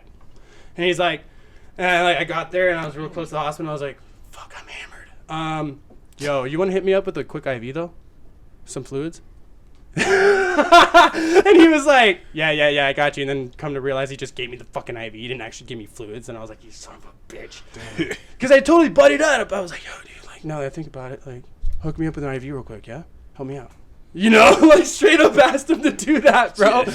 And so he puts the IV in me because at this point he's just baffled. He's like, Jesus fucking Christ, dude. Like, fucking psychopath over here. And I'm like, yeah, dude, just fucking fuck you, don't touch me. Yeah. Hammered, you know. I get there, we roll into the hospital, and like right before we pull up, I'm like, bro, what's taking so long? I live downtown, dog. He's like, we're taking you to St. Al's. I'm like, why the fuck are you taking me to St. Al's, dude? St. Luke's right there. He's like, they don't have a trauma center at St. Luke's. I was like, oh. Shit is real. Oh. Right? Right? And so fucking... Yo. Whoa. I was like, oh, shit. Literally what I said exactly. Oh, shit. And so we roll into the hospital, and he like... Aliens. Yeah. Aliens. We roll into the hospital, and this dude's straight up like, he's like, hey, can you sign this? And I look at him like, bro, I ain't signing fucking shit. Ooh. You can send it to me, you can do whatever, but look at me right now. You think I'm fucking... Think I'm gonna read that and sign that right now? I read shit before I sign it. Yeah. Come on. And he's like... Smart man. Yeah, yeah. And so... Smart man. Yeah, and they actually billed me for the ambulance, and I have Medicaid, so I didn't have to pay for it or anything. Bitches. But I got a bill, and I was like, oh, fuck, why did I get a bill? I gave you my Medicaid information. They're like, yeah, you refused to sign something, so we got to fucking this, that, and another. So because I did that, they just ended up sending it to me, and signing it, but I didn't have to pay for the ambulance, anything like that. It was super cool. Back to the hospital, so I'm sitting there. At this point, I'm just like, fuck, dude, the cop had already done that thing, you know, and I'm laughing with the nurses, and dude, I have to pee so bad. And that's how I knew I was drunk. Cause I was like, I was literally like, okay, fuck my head, don't touch. I have to pee, like literally. And they were looking at me like, hold on, we need to check. I was like, I'm gonna piss my pants on this bed if you don't grab a fucking thing right now. And literally, the nurse was like, oh, you fucking asshole. Okay, she runs over and grabs the thing and like grabs my dick, puts it in there, you know. And I'm like, oh, fill the thing up. And I'm like, whoa, you're spilling. She's like, you filled it up, dude. And I'm like, oh. Thanks. You could have spilled it. She was spilling it all over me, dude. I was ticked, and I was like, oh, shit, I am drunk. I filled it up? Oh, fuck. Okay, well, sorry. Damn. Yeah, crazy story, huh? That's wild. Jesus. I'm just glad you're okay. Hey, me too. Get this, too. So, I'm fucking sitting there talking shit with another nurse, and this guy's a fucking dick. Fucking dick. Everybody else has been cool, but at this point, I'm a drinking and driving case. So, they don't treat you very good. They just don't. That's how it is. And I had one nurse, dude. This guy was cleaning my head, and I think I was either talking to my mom or I was talking to the cop. I was talking to the cop, and I was joking with the cop, just being super cool with him. He was being cool with me. We were vibing, having a good time. I knew I was fucked up. I knew the situation was fucked up, and I was making the best of it. Yeah. You know, and so was he. He was just like, no point in us being sad about it. Yeah, there's no point in me being a dick to you. There's no point. And like at this point, I had refused a breathalyzer because I was just like, hey, you know, I'm gonna buy some time. Fuck your breathalyzer. I'm going to buy time because I know if I refuse a breathalyzer, they have to give me a blood test, which they have to get a court order for, which buys me time. This man is smart as shit. This man has it down. For reasons I'm not going to say, I didn't want them to know what was in my blood. I thought about that and was like, oh, that breathalyzer sounds pretty good, officer. What do I got to do to get you out of here quicker, make this easy for everybody? Let me get that breathalyzer real quick, you know, just to get away from the blood test. And so he was super cool, gave me the fucking breathalyzer. He's also like, I'm sitting there and I blow into it and I rip it like a bong. I'm like, and he's like, Jesus Christ, you got some fucking lungs, dude. And all I wanted to say was, you should see me hit a bong. Like, it took everything in my body not to tell this guy that, right? And so me and him are fucking laughing this whole time, man, having a good time. And the nurse is cleaning my head at this point, my fucking skull, you know? While I'm waiting for the staples. And wait for the doctor to come give me the staples. And this guy is just like super uptight. You can just tell in his energy. He's just like, he walks like a T-Rex. Like, I'm gonna fucking hate my life. And I'm like, oh my God, why you work in the medical industry? You're a nurse. You should be nice. And like this guy literally fucking, I get I was being annoying, but he looks at me, he's like, shut up. And I was like, what the I didn't even say anything to him. I was like, okay. And the second he walks out, I flip him off. And the doctor walks in and like crossing, you know, like the second he's walking out, doctor's walking in. So I just got a fucking bird in the air as the fucking doctor's walking in. And the second the doctor walks in, I flip it to a peace sign. I'm like, hey, you know, and the fucking nurse gets out of earshot and I'm like, hey, real talk, doc? Fuck that guy. I want another nurse. Fuck that guy. Fuck that guy. I want another nurse. He's an asshole. Gave me another nurse. Dude, and he was a cool motherfucker. Barely spoke English. He's like, what is? And he walks in and he's like checking my head and he was so fucking cool, dude. I was all right. That's what I like. That's what I like. Long story short, that's my DUI. Man. Yeah. Jesus. I got stories. That's crazy. Yeah. That's crazy. That's what I said. Yep. Shout out Jack, man. Oh shit, dude. I went through like 7 towels of blood sitting on their floor, I guess. 7 towels of blood. I was like, you guys want some new towels or something? I'm like, no, you're good. Damn. Shout out Jack, man. He's No good. wonder you passed out when they stood you up. Just lack of blood loss. Well, and I had a Like a and I had a butt. fractured L2 vertebrae. That'll do it. That'll do it. That'll do it. Dude, that was the most fucking humbling part of the whole thing, dude, is when the doctor came and was like, everything's cool, but we did find something in your back. And I was like, oh, fuck. And I do fucking construction for a living, dude. And so and he's like, well, what is it? You know, he's like, well, you fractured your L2 vertebrae. And I was like, my spine? Like, what? Yeah. The fuck? And crazy thing is, I've been so fortunate. Like, I'm back to work now. I'm struggling. Like, I fucking hurt. Like, I'm in pain, but I don't take painkillers. I grit through the pain. I do the best that I can. I don't even take fucking ibuprofen. I just try to build a pain tolerance to it because right now I'm fighting more of the muscle damage around the area versus the actual fracture in the spine. Because it's a fracture. It'll heal up, you know, but it's the muscle. Because I don't know what I hit or what I landed on. Everything?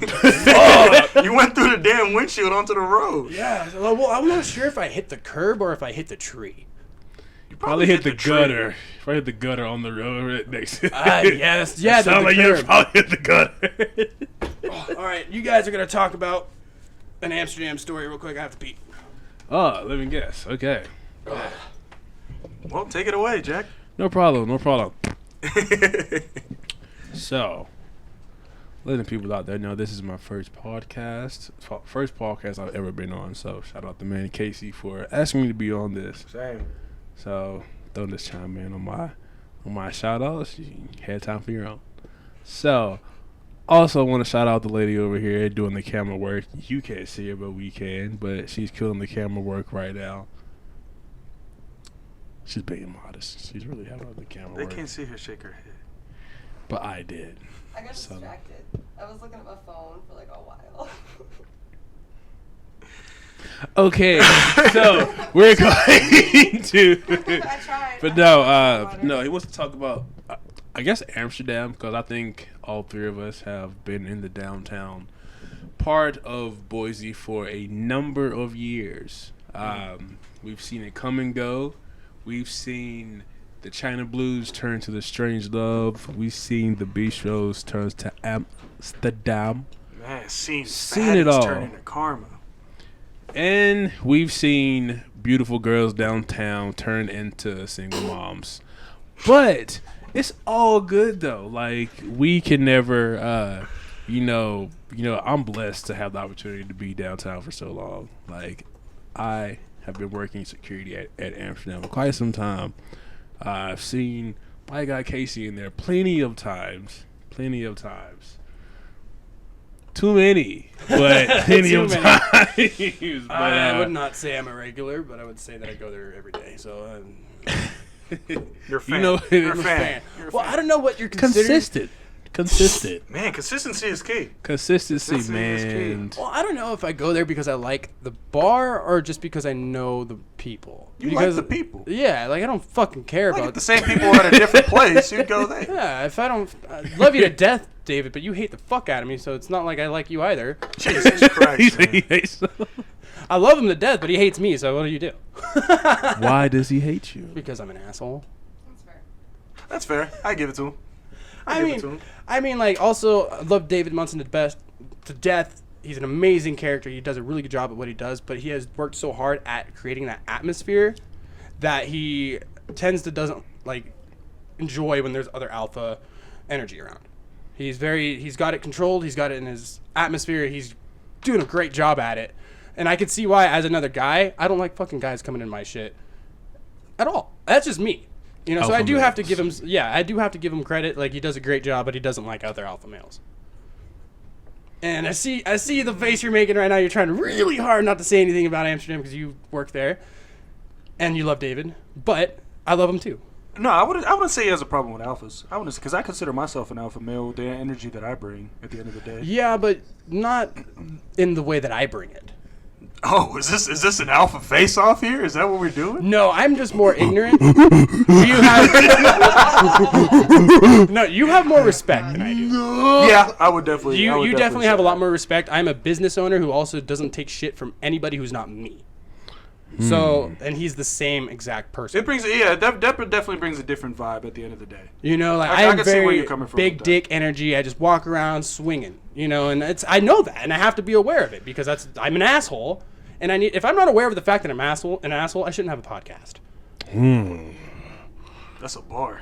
That's a bar right there. Hey, fucking send it. What is the most far-fetched thing you've seen working for Ted Challenger? Like, just fucking Ted Challenger. oh my god! Jesus Christ. If that's not a bar, I don't know what is, man. Well, No. Great guy. The far-fetched thing I've seen downtown would probably be the fights. The fights in the middle of the street. Yeah. The fights in the middle of the street. No, I can understand fighting in a bar. But in the middle of the street where Or like there's right in front of a traffic, cop, like Becca did. Even then, bro. Like, I'm like, bro, you could easily handle this on the curb. You want to risk getting hit over some shit he said? That's how you know that the people are stupid in the first place. Like, if you can't be like, hey, we got beef. Let's go around the corner, squash it real quick. Be smart about it. Yeah. If you want to make something of it, be smart about it. Exactly, Don't incriminate because, yourself at the same time. Because you know what it is? It's all about being the fucking looking like you want to fight. Like, hold me back, bro. Exactly. Hold me back, bro. Hold me back. It's all about being cool, looking like you want to fight, being fucking hot shit in front of your friends. But fact of the matter is, if nobody else was around, nobody was there to see the fight. If you weren't in front of the bar, there wouldn't be a fight. No, 100%. Absolutely not. 100% not. Absolutely not. How many fights have you been in being a bouncer? Honestly, none. You're an Amsterdam bouncer. That's a little bit different of a Yeah. vibe. Shit, I mean- I was an Amsterdam bouncer. I got 3 or 4 under my belt. I've only, No, I was I a- would say one legit fight. I was Other a times it was calming just fun dude. kicking people out. Yeah. was a That's what calming it is a dude. lot of the I didn't start time. anything. You know, and that's why you kind of jeopardize the $10 and $8 an hour pay to threaten getting your ass kicked. Because, you know, if there's a fucking gorilla of a man that walks up to you and you're a door guy, what do you say? You say, there is nothing I can do right now. What if it's a That's what you if it's feel. a fight where it like looks like, you know, it's something I don't want to get involved, it's not worth it. Like, You won't. You don't have to. You don't. That's out of my pay grade. and like plus also I wear glasses. Somebody hit me in my glasses, it's an automatic loss for me. I can't see Shit. I can't see You can't see anything. for shit without them things. And plus, you break my glasses while I'm at work, I can't drive home. So Good to know that's how to get you. thank you for joining YoungBlood Podcast. Oh my God! You're just But, gonna wake up, your glasses gonna be missing. That's the worst thing for somebody that like wear glasses. Like when you go to sleep with your glasses on and you wake up and you can't see to find them. That's by far like freaking like the purgatory. It's like hell. Jeez. It's like hell. Like Are you I like can't see. blind as a bat blind or what? Bro, he's batshit blind. Like, Okay, That's how my brother is, dude. right Like, here. My brother's. Literally right here. You are, I will tell you to your face, you are batshit. If I take those glasses off, you won't know if there's Let's 3 just or make 4. seur we broadcast this and If there's any of it. let people know beforehand so I can get some bets in and stuff and make it a thing. Okay. Go on. So yeah, In this corner, we I have got you for 3 minutes. 3 minutes of playtime. That's one of the best scenes. But in any yeah, superhero movie. like that's why like that was something I really thought about during like the whole working security thing. Like somebody could easily just slap me, glasses gone, confidence gone. I guess, but I mean, You get This job. slapped by another grown ass man. You lose your glasses and can't react. Somebody You're slap my done. glasses off, and like so the whole bar sees it. I have literally lost all respect from that bar.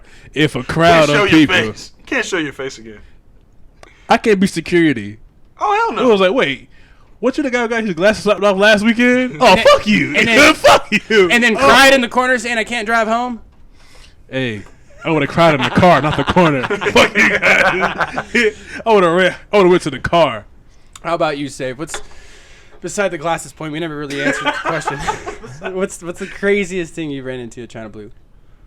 China Blue, man. Because that was That's- back. There hasn't been much as Strange now. But Bro, no, Strange. I'm commend the people over there. They wanted to change the vibe up, and they did for the most part. There haven't been any major incidents, save for the one before it became Strange Love. Hey, But, Stabby. oh Jesus! Were you there that night too? I was, but I was working at Amsterdam that night. I was at China that night. Yeah, no, that was that. We're not gonna get into that because at the end of the day, At the end of the day, it's called Strangelove now. China Blue's a dead entity. exactly. And if Ted heard us say that right now, he'd get a boner. Jesus Christ. He'd be like, no, bro, I trained you well. You fucking ass. The amount of crazy shit that I have seen. Hoo chow, motherfucker. Shout out Clay Lau, man. If you're watching this, Clay. Yeah, I will shout him out right now. Mr. Clay, motherfucking Hoocha Lyle. He is coming on this show on Friday, and that's going to be... I will be in the audience for that. Everybody loves Clay. Like, Everybody Clay, loves Clay. I really feel like Clay is low-key like the guy of downtown Boise. Like, he's the persona. He is downtown Boise. I've been downtown Boise since like 2014 and stuff, like the whole college days and stuff, and I've always just saw him just full of energy. Like, he made you wanna, be downtown. Fucked up. It was like, yo, I'm drunk, but that guy with the cowboy hat on and the cane is a motherfucker. I don't know what's going on. I want to drink with him. I don't know what's going on. That motherfucker, I gotta know him. He's actually, one thing I can say about him, bro, I fucking love Clay, man. He's a huge advocate for this. What we're doing right here. Yeah. He's been on a few podcasts in the past, and I'll give them a shout out. Tales from the Road. He told me actually. What kind of podcast is that? It's the name of their podcast. What the fuck kind of name is YoungBlood? Okay. He's got a point. Don't worry about what we name it. Listen to the show and shut the fuck up. But okay. It makes sense. Yeah, but so Clay, it's Tales of the Road. And so he got super involved in their podcast and things like that, and he was a co-owner, co-part of it. No longer is now. Just I don't know why. I didn't get those details. We'll probably talk about it on the show. But he is so down for this. He's literally like, I'm looking like, God, you are terrible at the cameras, by the way. Jeez. So you switch it. When I'm talking, it's on me. When they're talking, one job. Switch it back and forth every time. And then we use the third camera when you take a break for a second. Does that make sense? We'll see how it goes. You don't have to do it, but you're unofficially fired. Jesus. You were never hired in the first place, but now you are never coming back. You were just here, so we decided to have you help, and now you're just... Yeah! Yeah, she got it! There we go. To those viewers out there watching this, yeah, now you know. Anyways. God, he's doing so much better. Wow! That transition. So we're not saying anything right now, so you got to move it back to him. That transition, Yeah. though. Let's see. But now we are. And the thing is, I'm not talking shit on her. She just happened to be here and helped us out. She's super awesome. So I really appreciate the help. I normally have somebody who's here doing it, and it's actually... Talk shit about that guy. Where the fuck is he at? I was going to call him before the show, but she was here, so I decided just to have her do it. Oh, okay. You're off the hook then, guy. You're off the hook then, guy. You missed out, my guy. But anyways, back to the Tales of the Road. So Clay Lyle, I'm looking at this here. Like, I'm looking at this directly in front of me. I'm looking at next week. I'm looking at the next guest. He's looking at this there. Like, down the you're road. not thinking big, bro. Yeah. Like, you need to, this is fucking, what you're doing is so fucking huge and you don't even see it. And it's crazy to me. And I'm like, holy shit, you're right. I'm like, because this right here, in our personal circle, and I know you, we got a big fucking network between the three of us. Absolutely. How many people do you know who are starting a podcast in Boise, Idaho? Not a single. Actually, I know one other person, but at that point, it was just D-Mac. I know it. Oh. Yeah. So Like, with the social circle I have and, like, the connections and the network I have, I think this is the best thing I could be doing. No, 100%. I feel like we do have a really big following down there. Yeah, because it's just the amount of people that the three of us know collectively. Right. Aside, if you group all them together, like the amount of people that are actually taking on this venture, willing to put in the man hours while also balancing the same shit going on in their everyday lives, it's not too many of them. No, not too many of them at all. The coolest thing about this is, like, I genuinely rely on the generic response. So I don't like. You notice I've had this podcast. I told you 30 episodes. You're like, shit, dude. I thought this was like your second show. I'm like, no, I've kept it under wraps for the first month. Yeah. I did that on purpose. Yeah. I kept it under wraps because I wanted to make sure that when I was like, I have a podcast, my shit was good. You know, my shit had guests. Because when I started the show, it was a solo cast. I was just talking into a fucking mic. Fuck that. You know? Yeah, I could do that, you know, but for 20 minutes, I'm interesting. After that, I'm rambling. Yeah. You know, and having the guests on the show, like, it really just changes the entire vibe. Different points of view. Yeah, different points of view. And then every single guest that I have on promotes this cast. Mm-hmm. Think about it. And every guest that I have, if every single person that I have promotes in their own way, that's every episode that I do that is getting generic new views that aren't from my accounts. Yeah. Fucking ingenious. Yeah. Yeah. Why do you think I've blown up so... Dude, I made my Instagram account a week ago. I already have fucking 20 followers. That's not that many to me, but... It's something. You could have It's nothing. a start. Yeah, it's Yeah, a start. and that's what's cool. Like, I made sure that the Instagram was ready to be started. I made sure that everything was just... Dude, like, I invested in all of this gear. Shout out to Matt Shredder again, by the way, for using the soundboard. He's a fucking badass. Shout out, Matt. Fuck, even though we talked a whole bunch of shit about him on the show. Should have just got him that Jack in the Box, man. Should have just got him that Jack By in the the way, Box. the best part about that story, my Jack in a Box. My parents went to the site the next day to take pictures and stuff. Photos of Jack in a Box spread throughout the dire fucking crash site. Oh, The car was gone. $25 worth. just all over the road. Bro, there was You didn't see- curly fries for days, Curly dog. fries. You got a large, didn't you? Oh, I got large. I got Fucking extra taco large. I got mini. shells. Oh, so Taco what I got? shells. I got a pack of mini tacos. I got like 6 tacos. I got a burger. I just went. I popped off. For $25. Bro, you can feed 5 people with $25 at Jack in the Box. Really can. You really can, and like, Really and you're not just like getting a taco. Like you feel a little like mealed. Like Tacos $1. 2 tacos is $1. mini tacos are $3, bro, for a whole pack. That's what I'm saying. Why do you think my drunk ass was like, oh, No wonder you're going 90 and a 30. no shit, dude. And Motorsport. so, guys, Video to it. would you believe me if I told you we've gone an hour and 15 minutes? You're lying. No, there's no way. There's You're no going hour fucking and way. 15 minutes. What? No, what? Bro, this is I hate, about. I hate to be like Joe Rogan when I say it's a time warp, Yeah. but like one thing I will publicly say about my podcast is, yes, this is a lot like Joe Rogan's podcast. Yes, there would be more fucking originality if I didn't copy his show, but it's not about that. Yeah, it's not about that. You have to have some place where you want to launch off from at the end of the day. With Well, you why jumping into change? this shit, yeah. I Yeah, mean, he's doing why it right. Why fix something that's not broken? Exactly. So like, if you look at my platform, like I had Rex last night. He messaged me. He was like, "Dude, I," and this was the coolest thing to me because he actually like, he asked, "Hey man, like I have a lot of Christian clients. I really want to come on the show, but I don't feel comfortable coming on the show if it's not a PG-13 cast because I'm going to send it to every single person that I know because there's a lot of things that I want to say on your show that are really important to me." You know, and dude, like the fucking things this guy was saying to me just hit me so fucking hard. Like they were just, I really felt the energy and just the excitement. And he's another contractor like me who has a wife and 2 kids. Yeah. And so something like this for him to come on and get his word out there and just live. It's an avenue for him. Yeah. Live through me. Like I'm a fucking party guy. Like I know every fucking person at 6th and Main by name. Like Yeah.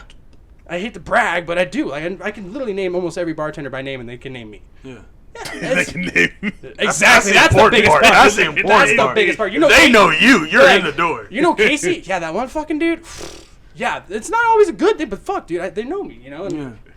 like, so him being able to live my life through me, and like he doesn't have the ability to get his voice out there in the way that I do, so he can reach out to me and be like, "Hey, dude, like I have all of these things that I want to talk about, all these things that are really important to me." And I didn't realize how important that part of the shit was until he straight up was like talking to me until 2 a.m. He was sober as a bone. I had a couple glasses of wine, so I was like, of course, I was excited about whatever he was talking about. But he was just like, no, like, I really want to do this. I really want to talk about this. And if we can do a PG-13 episode, I will send it to every one of my friends. I will send it to every one of my clients. And I can back it. You know, I can stand by it. Like, and he then went on about, I was like, well, the thing is, bro, I can't necessarily change the show because it's not PG-13. And anyway, the show is not PG-13. It is entirely fucking open. It is very explicit. Mm-hmm. And he says, "I know, I watched the show." That's And I crazy. was like, oh, dude, that was cool. That was fucking cool. That hit me hard. And he's like, and then he went off about the show and how he's like, I really, really like how it's a lot like Joe Rogan's podcast in the way of the platform and how you run it and how open you are and how the things that you say, you know, you just open minds, change minds. And I was like, Damn. Yeah. Damn. Open minds That's change a bar. minds. That's a bar. Seriously, and like, what is Rondell peeing? He probably is, yeah. He didn't even announce nothing. He just got up and walked away. He said, "Fuck it." You were pretty deep into your story though. So. Yeah. I mean, where did Lex go? Did she disappear too? Ain't no telling. But no, bro, you got to remember that too. At the end of the day, open minds change minds. So even if you want to create this atmosphere within your show, Right. why not give him the shot and bring it down a little bit? Exactly, and that's what I told him. I was like, dude, I can't. I just want to give you a disclaimer. I'm happy to do a PG-13 episode. Yeah. But I can't, like, it's not like I can fucking take down the other episodes. Yeah. But on your episode, if you're broadcasting that one and you want to say this is the episode I had with him, blah, blah, blah, blah, because he doesn't want his clients to know he cusses and stuff like that. Of course. But I gave him a solid warning. I was like, dude, it's not like that. And to hear somebody say, I already know, I watched the show. Yeah. That's fucking cool. Yeah, for sure. How was your pee? Titillating. Titillating. My God. What kind of piss did you have? Everything come out okay? Oh, titillating. It smelled just like bologna for some reason, didn't it?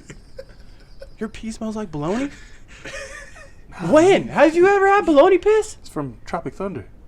Sorry, you guys are all up in these movies. I'm over here consistently. thinking you all are original, and you got the fucking one-liners for days like me. We do. You just got to find us at the right time, man. All right.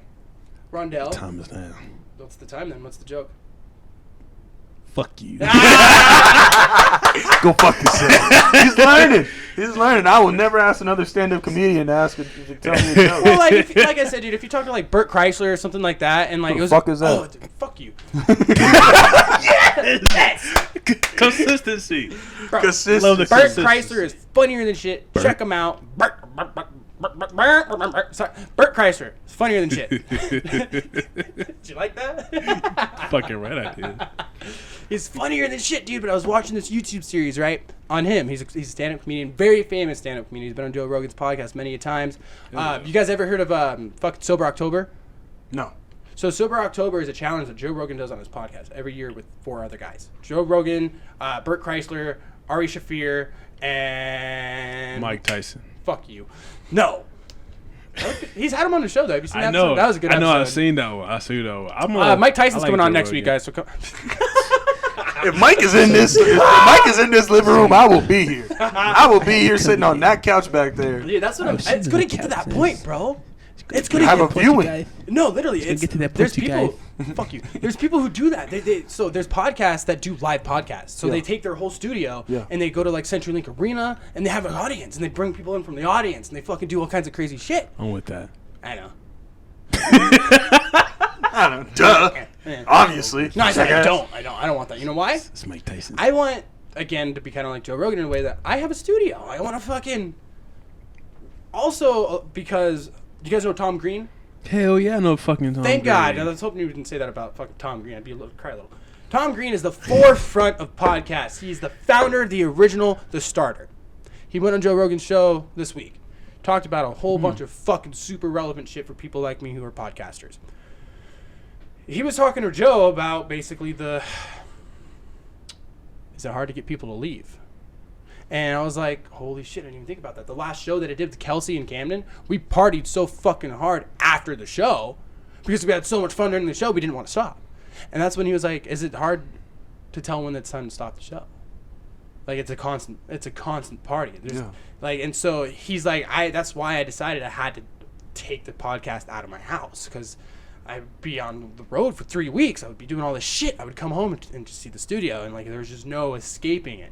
You know what I mean? And that literally was right after I had a podcast and fucking partied super hard after. Clay came over after. Fucking, we did like 2 beer runs, 3 beer runs. Like, it was just a reason to get drunk. And it was quarantine, so none of us had been partying. So it was just me and the 2 people on my podcast and Clay, but we were just like excited. Oocha. We were just excited, you know. It was cool, and like all 3 of us were like, dude, thank you so much. Like, this is what I needed during quarantine, you know. And it isn't necessarily good, like, to be advocating these groupings that we're doing right now. But at this point, if you've got it, if I've got it, it's so hard to say. Like, I just talked to my neighbors next door, and they're like 90 years old, and they're both convinced they've already had it at this point. And they went and got an antibody test, and they're waiting on it, and they get back on Monday. But because of the situation, they're not worried about the virus itself. They're actually worried about their daughter who's going through chemotherapy because they don't want to hang out with their daughter because she's a high risk. Of course. And so they don't want to, like, and they're fucking like 80, 90 years old, dude. And they're the ones worrying about it. So it's kind of a trip on a lot of this. Like, I know that Joe Rogan, when he does his show, he actually has the ability to test his people before they come on. So anybody who comes on anybody who comes on Joe Rogan's show, anything after this coronavirus, It's good to have money. fucking A, right? He's literally he's like, oh yeah, it's like $200 a test, and Chris Lee's like, I don't have $200 for that. Jordan's like, I do, I got you. Yeah, I'm just like, fuck, dude, must be nice. But he tests every single guest that comes in on the show with an antibody test. I don't have that ability. So if you got it, I'm fucked. If I got it, you're fucked. Sorry. That sounds so ignorant and ignorant. At the end of the day, I feel like it's what you do. It's like what you do, what steps you take. At the end of the day, I'm gonna take the. That's the step you take. Yeah, but at this point, if he's got it, you've got it. It's like you can't give it to each other again. Just go home and quarantine yourself, so you prevent it. Well, I'm at a point now where I'm working inside of people's homes, and like, At that point, that's on them. they let me in. Exactly. If they need the work done that bad that it can't wait, it's on them. It's emergency work. So basically, the reason why I am working through the pandemic and doing construction is I'm not remodeling. I'm not just like, oh, I want a new fucking sink. No, you don't get a new sink right now. No, bitch, you wait. Fuck your seat. Fuck your sink, Karen. Fuck your sink, Karen. You don't need one today. Don't need No, no so sink, basically, Karen. this account that I have is an emergency restoration account. The reason the people that I'm working on right now are getting anything done on their house is because there was either a flood or fire damage. And they need their bathroom back. Like, they currently are out of a bathroom because of a flood. That makes sense. Yeah. And you're stuck at fucking home all day. And if one of your bathrooms is literally, like, if you have 5 people who live in your house and you have one bathroom and the other one needs repaired, that's considered pretty fucking essential. 100%. You know? Yeah. What, remind me, I know you two work together. We talked about it a little bit in Saif's words, actually, this time. What do you do? So I do the same thing, or I work with the same company that Rondell does. My job is to actually find customers who in turn need their product moved, and then find carriers to move that product. Right. Being a part of the training team as of right now, since I'm relatively new, we're about 2 months in, we're just finding carriers for our senior reps that have customers lined up already that need the extra help. So with that, I mean, again, blessing to be able to have a job at this point, not having to go through unemployment, which is a fucking nightmare for me. Are you getting hazard pay or anything? No. It's just straight up. It's just at the end of the day, we're just working from home, doing the same things we do on our own personal devices. So I use my cell phone instead of a work phone. How do I get in on this?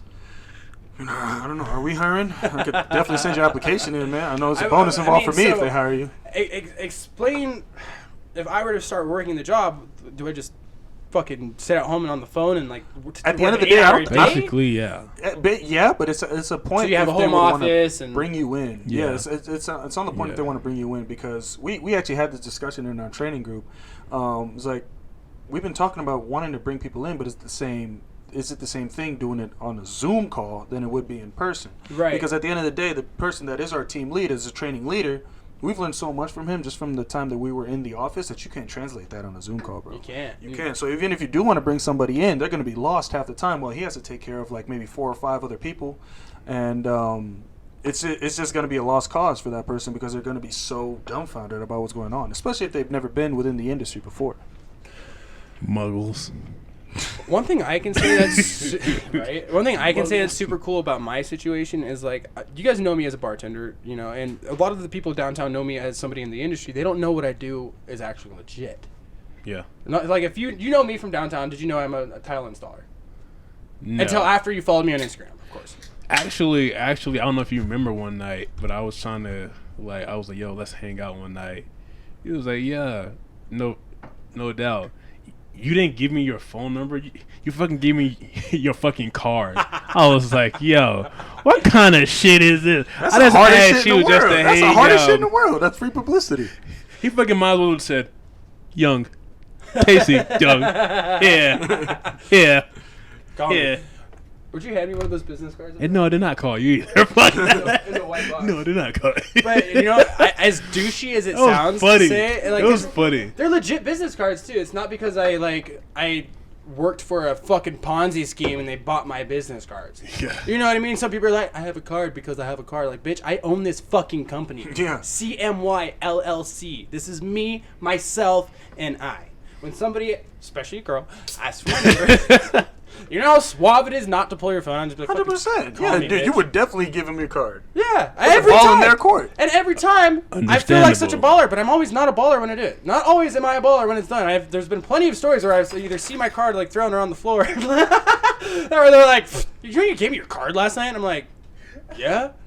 Duh. Duh. They're Got my like, number on it. like, the fuck. And it's also more about the time. You know how hard it is to pull your phone out and pick up somebody's number downtown when you're fucking hammered? Dude, I'm all over the place when I'm downtown. I don't got time for that. Take my number. Call you later. Because I don't mean to brag, but when I'm downtown, I run into fucking all my friends. They're all like, blah, blah, blah, blah, blah. I pass out know like the feeling. 7 cards in a night. I know the feeling. On average. If I don't have a stack of business cards in my fucking wallet, I literally will pull my wallet and be like, here, let me get... Oh, fuck. Like, that's how often I give them out. It's and... Bro, it's But publicity. but back to what I was saying. Like, you didn't know that I did tile. No, I did not. Which is cool, and that was the cool, lucky thing about my situation is because I had a weird feeling about going back to bartending because my situation was really weird. Right before I broke my back, I had made so much fucking money on a tile job that I didn't have to work for a month. Damn. Yeah. Gave himself a vacation. Oh, no, I did, because, dude, before that, when I was going downtown every night and all this shit, I was also working 70 hours a week managing the largest tile company in Idaho and running a small business at the same time. Yeah. Yeah, I was hustling super hard. I was going through a lot of shit, so I chose to hustle. And Damn right. Man. between heavy alcoholism and 3 jobs, Okay. fuck yeah, I burned 3 jobs. Heavy alcoholism is like a synonym at that point. yeah, I burned myself out, dude. I was tired, you know? And finally, I decided to leave the tile company I was managing. I was the assistant general manager and the warranty division manager for the largest tile company in Idaho. Yeah. Fuck. Fuck yeah. That shit was hard. Lots of work. The entire goddamn state. Yes. The largest real? yes. That's what I was doing this whole last year, dude. And I had a company vehicle, I had all this stuff. Long story short, I had kind of spent more time on my personal business than on them, so I was a little negligent, you know? So I got let go, which is fine. You know, and I kind of chose that fate because I was making a lot of money on the side. Yeah. You know, so it's not like I was being a bad worker. I chose to fuck off a little bit. I was like, hey, I'm going to work on my own shit and try to make some So more that money. you want to be able to work for yourself. Yeah, and at the some end of the point, day, at the they end didn't of have the a no day. compete clause. Yeah. So at that point, I was like, dude, I can make fucking 3 weeks of pay doing one tile job, and I was only making $17 an hour. You know, to manage the company. That's all they gave you? Company gas card, company vehicle that I could take home with me every night and do anything I wanted with. So that company gas card, I guess, evens that out. Company vehicle, I could do anything I wanted with that they paid the insurance on. I could take it home at the end of the night and drive, go get groceries, do whatever I want. It was paid. Yeah, it was a paid vehicle. Cruising. So I took the 17 an hour and was like, I'm technically making $4 an hour with the car, not having to pay insurance, not having to pay for anything. Yeah, that's a couple bills out of your pocket right yeah, there. exactly. Or that you don't have to worry about. So it evened out, you know, and I was able to use the company car for my own jobs because they had all my personal tools in it, you know. So it was a pretty good setup. Yeah. You know, and Damn. long story short, I had decided to leave that, and you know, I was okay with not keeping the job. Like they were like, "Hey, if you don't step it up, you know, we might have to let you go." I was like, "All right, well." So? Yeah, I had an So? attitude. I had an attitude. I was like, "Fuck it, peace, Do it. do it, pussy." You know, and so I fucking Hey, do it. do it. Hey, Hey, Do do it. it, do it. do it, do it, fucking do it. Anyways, so They yeah, did I it, too. fucking- You fucking did it. I'll tell you that much. Oh, I did. They did it too. And so they let me go, and my first thing after this is I go work this fat fucking job, dude. It was hardwood. It wasn't tile. I sold a hardwood job that was about the size of this house, entirely in all hardwood, from my company. Yeah, and I did it all, everything. I paid 2 guys. Fucking, it was a good job. I made enough money on that job that the first thing I did is I paid all of my bills for 2 months. Damn. Fucked off the rest of the time. He's a smart man. I just fucked off the rest of the time, dude. That's why I got into trouble. You know, I was drinking too much. I was having too much fun because I wasn't working. You know, you don't work, you get into trouble. You Idle work, you hands stay out at of the devil's playground. Exactly. And then, so Who said that? Rosa Parks. Man. damn bars. Is he really? Bars. Bars. Park bench. we quoting Rosa Parks over here. No. No. I'm so grown for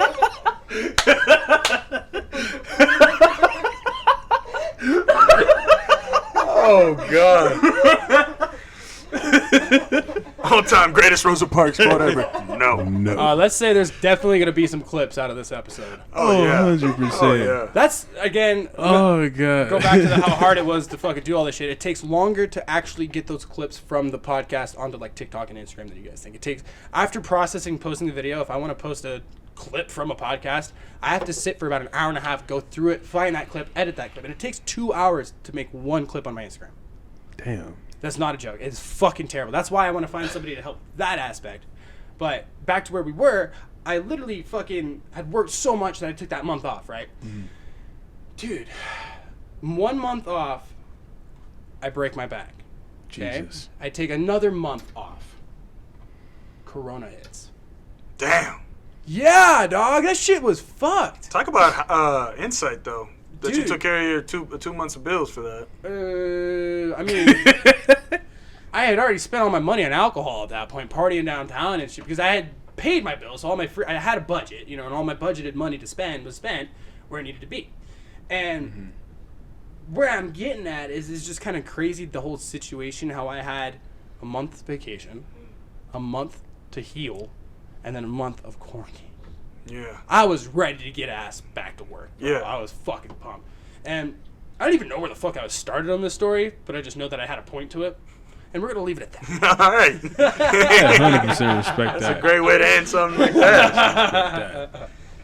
Rondell. Moral of the story is, don't go to Jack in the Box. Fucking. I mean, Jack in the Box. I wasn't really making that about breaking my back. I was more making that about a couple months off, but Jack in the Box is relevant. Damn. Oh wow. All I heard was so Rondell. So, Rondell. Was that hello? You like how I say it like that? Oh yeah. Hello. Rondell. With a little bit of accent. With the Idaho. Hello. That's the. Idaho's got its own fucking thing. Man. We've That's seen. like- That's the best way to describe it. It's really It's got its good. own fucking thing. It's just everything about Kinda this like spot. Florida has their own. Like, We don't talk about that feel. place. We Yeah, don't talk Florida about that man. place. It's like Florida Idaho. man. It's not even Idaho man. It's just Idaho It's just potato. There's a fucking Jack upstairs. yeah, fuck it. Just, Dude, I was cracking the fuck up when I was taking a piss, and I was like, thinking about it, I was like squirrel fart. yeah, taking a piss. And I wasn't laughing at my dick, I promise. Maybe a little. Hi, buddy. Hey, buddy. How you been, man? This has by far been the funniest episode we've made so far. Like, for sure. Hey, we're glad to be able to contribute to that, Bro, Monica. It's This is- 100%. Like I had to make you go buy a mic cord. There's a couple things we had to figure out. This is the first 3-person cast that I have done. So, and Shout out. yeah, that being said, Mike. dude, I've got 5 mics. I've got fucking all the equipment, you know, and the sound. The crazy thing is, like, this soundboard and all this shit in here, dude. Like, you wouldn't think that all of this is necessary just to record a conversation. Man, Damn. You know what I mean, dude? This is like you would Go to a think. microphone app with put your headphones in on your phone. Yeah, that's and what go people from think there. we do, but bro, this is like extremely high quality audio. Yeah. You know, I've can spent hear it. hours just soundproofing the fucking room. I spread pillows around the room before we started, looking like a fucking housewife. Like, hold on, let me put this here, put that there, and you guys are like, what the fuck's this fool doing? Throwing it on his jacket or fucking Burger King. Hey. Don't joke about that. I'm sorry. My bad. A lot of good nuggets lost their lives. A lot of good nuggets. Lost their What do you lives, call a man. Burger King nugget? Isn't a McNugget a what bugger nugget? BK Nugget, man. Bucket. BK all I know is that they're bucket. $1.50 for a 10 bugger piece. nugget. A bucket nugget. All I know is that Jeez. they're Bucket of $1.50 nuggets. for a 10 piece, Bucket man. of That's all nuggets. you need. Where have you guys been eating a lot? Where's the fucking? You haven't been eating out. I haven't. How's that going? It's a fucking nightmare, let me tell Holy you. shit! So you. Safe started this Good for fucking you. challenge, Man. and I Good for saw you. him do it a couple weeks ago. I'm really happy I remembered about it too. Shout out to the fact I pay attention to my friends on social media. My man. Somebody's watching. Hey, yeah, and dude, how's that fucking going? Bro, you know what? So, all I want to say is I never realized how much fast food was a part of my diet until I stopped doing that. Because at the end of the day, it's just like I was eating Burger King, Popeyes, Domino's. I had orders memorized, knew exactly how much they would be. Like I would at some point, like when this quarantine shit wasn't going on, like send my friends to go get food and be like, "Don't worry, it'll be this, this, and this." And they're like, "How do you know that?" I'm like, "Practice." At the end of the day, man. So it's been nice just not being able to spend that money. And being able to save it and then just becoming a better chef in the process. Like, the shit I be whipping up nowadays, throwing just random shit together, man, and it just tastes great. I'm like, damn, I didn't know I had this in me. It's just perfecting the whole trophy husband life I'm trying to live in the future. No, trophy husband. But nah, man, it's been dope. It's been a challenge for sure. Like, this might have been the toughest challenge I've ever embarked on in my life. So at the end of the day, okay, maybe not in my life. That might be a little bit too. I don't know. It's not like it's that hard, but it's the time that you chose to do it. I feel like it's the easiest time. I feel like it's not the easiest. Why would that be the easiest time? And the only place to do, or you can't go fucking eat somewhere. You can only eat out. How is it the easiest time? Just cook at home, man. Save money, buy groceries. I do that a lot, anyways. Yeah. So like to me, going out to eat is an escape from it. Like, dude, I cook. Not to mention gyms are closed. Fast food is not good for you. That's bad. But I don't know if you saw my Instagram or Snapchat the other day. I made curry from scratch the other night. Smoked a bunch of salmon. Like I cook a lot. Yeah, I saw that. Yeah, that shit look fire. I cook a lot. Dude, I can cook, but I've never tackled curry from scratch. And when I cook, I make everything from scratch. It's just something I like to do. I'm Italian. Of course. You know, it's in my culture. Scratch cooking is the most wholesome. You really feel like what you fucking made is a product. Like you didn't fucking you can. People bug the fuck out of me when they say they cooked, and you can see the fucking box of like Kraft, you know, and they're like, "Yeah, it's chef time." I'm like, "You could go fuck yourself." You just need a little help at some point, man. Especially because I live alone, so if I'm just cooking for myself, I'm not about to put in time it's to a bitch. something that I just want to eat, that I want to make real quick. Now, if I'm like cooking for somebody or anything else like that, I'm gonna put in the effort to it. Bro, to just anytime a girl comes over, anytime a friend comes over, fuck Blaze and fucking who else came over from Amsterdam after one night? It was Blaze and who's the other door guy? Shout out my man Blaze, man. He's the man. I love him. He was supposed to come on the cast, but he keeps blowing me off. The door guy. Fucking asshole. I love him to death. But Shane. No, not Shane. I love Shane. Shane's friend. Best friend. He's more annoying than Shane. He's a door guy. Yeah. Is he black? White. Doesn't work there anymore. Left. He's young. Oh, Hunter. Hunter. Yes. Good old Hunter. My guy. He's an interesting cat. He is. What do you think about Hunter? He doesn't listen to the podcast, don't worry.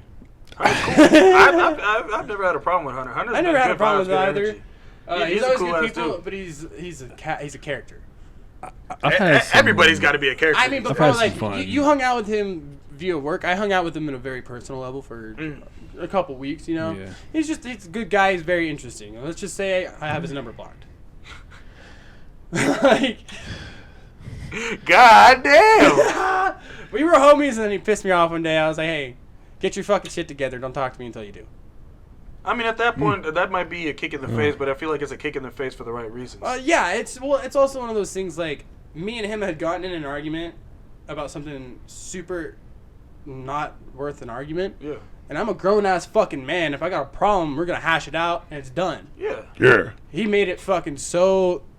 Yeah! I was like, okay. He was bitching. He was just like, I didn't want to talk about it. And I'm like, there's nothing that we're not having a talk, fool. We're just hashing it out real quick. I'm shook at you about something because you're being a bitch. Like, and I'm not being a dick about it. Like, that's just my reaction and how it sounded when in the situation. That's not what I said. But we were arguing, and I literally just like, dude, fuck this. Call me real quick. Let's just figure it out. Yeah. Call it day.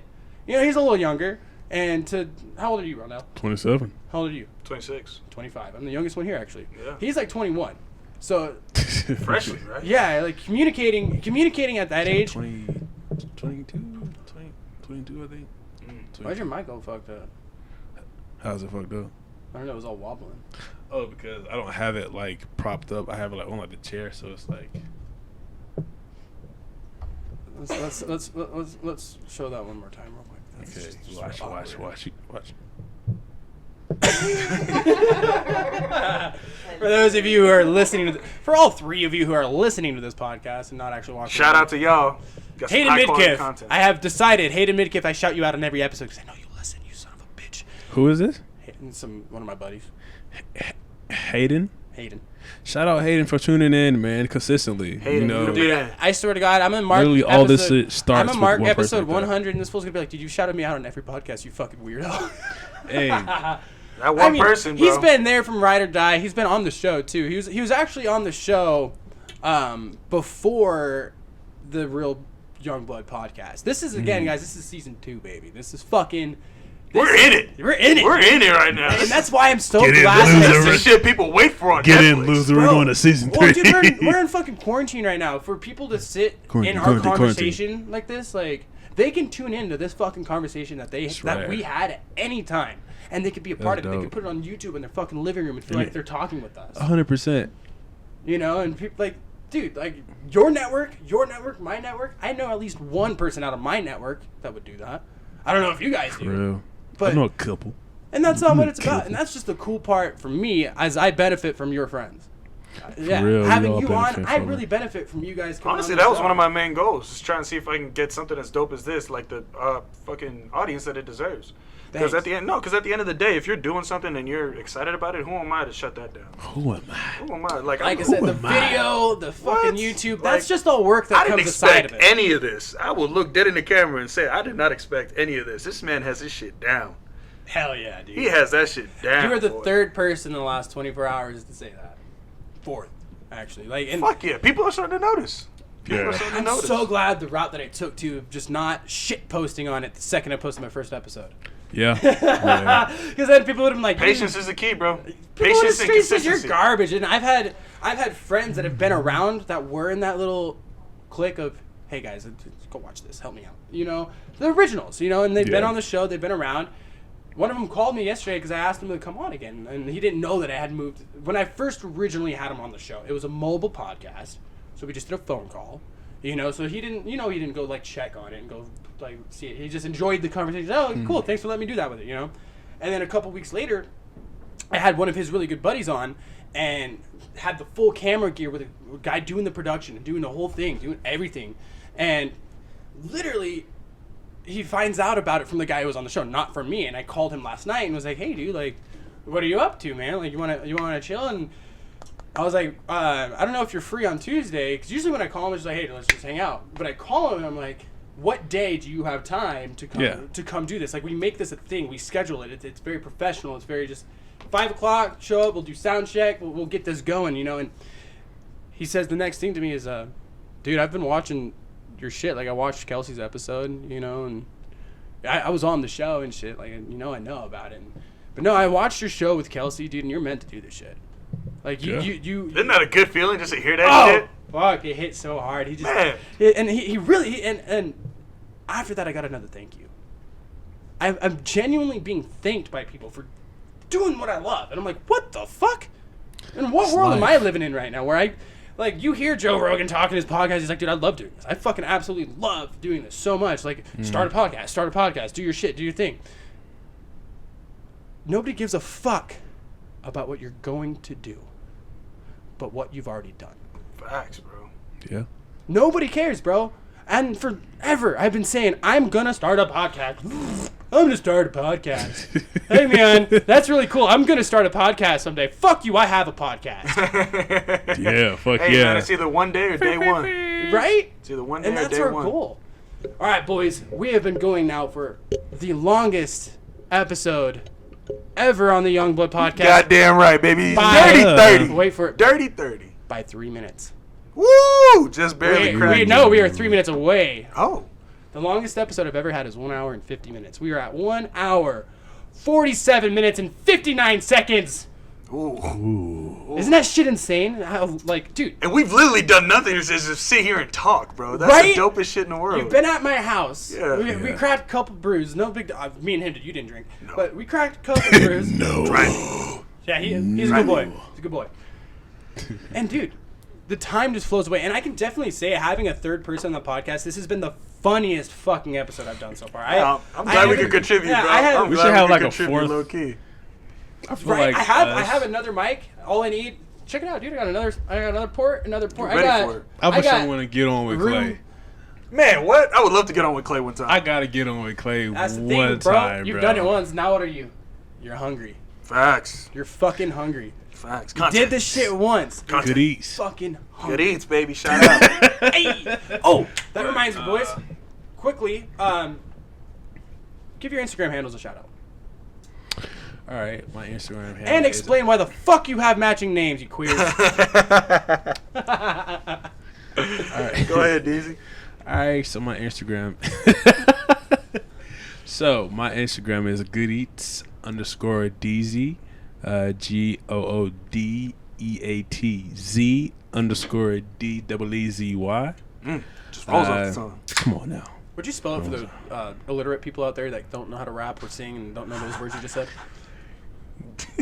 DEEZY. Pretty easy, man. All No, I know like, is it I was went in gonna one go ear and for- out the other for me because I'm Yeah. white. You know, there's like, huh? Good Eats, and that is EATZ_DEEZY DZ. And go ahead, say. Mine is Good Eats _safety. So it's GOODEATZ_S as in Sam, AIF as in Frank, TY. Hey. You know, gotta spell that shit out. And Good Eats. so Why is it Good Eats? What is Good Eats, guys? Why am I not getting Good Eats?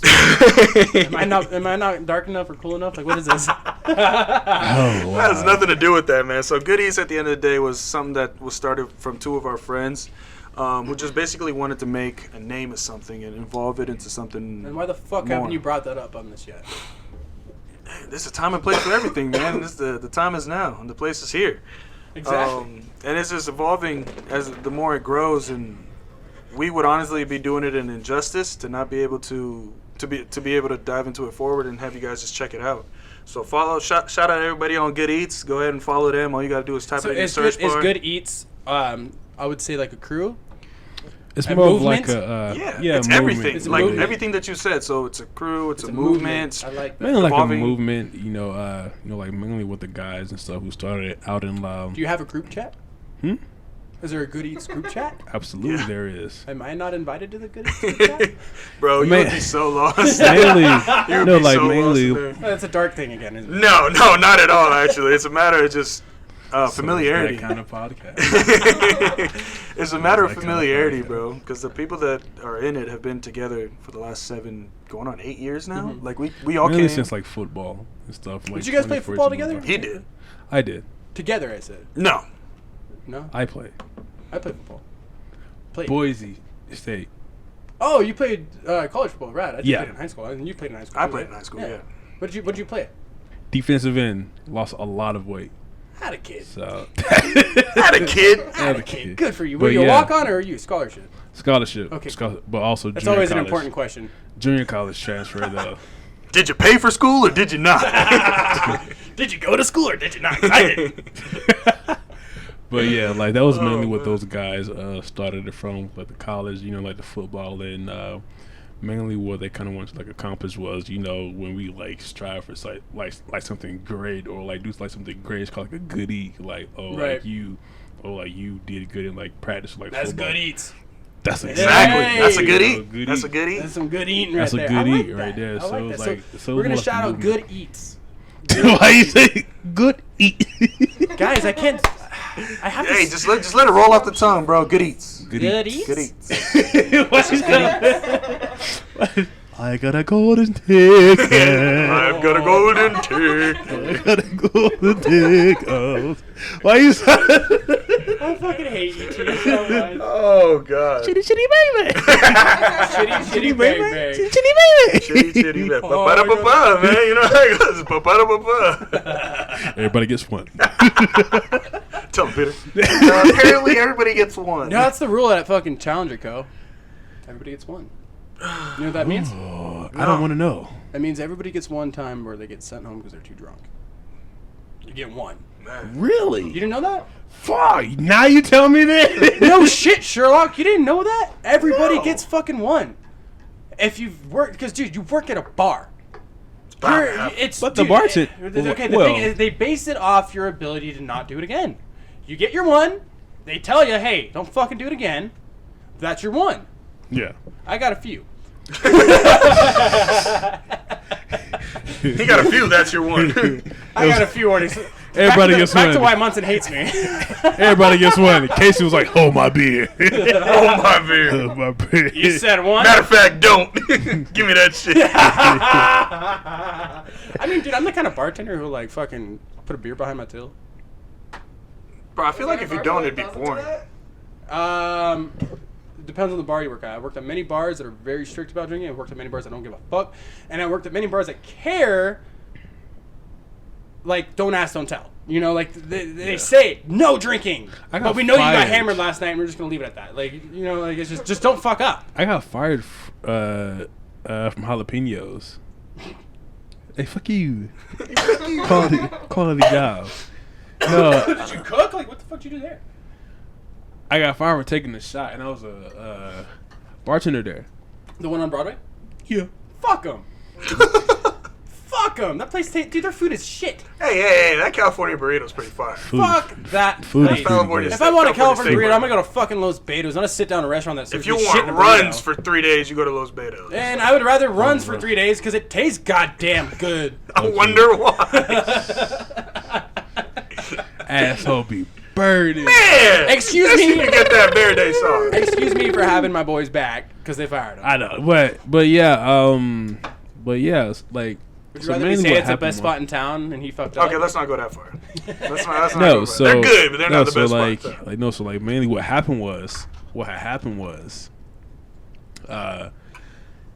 my friend came in and he was like, "Yo, I'm buying everybody at the bar a shot.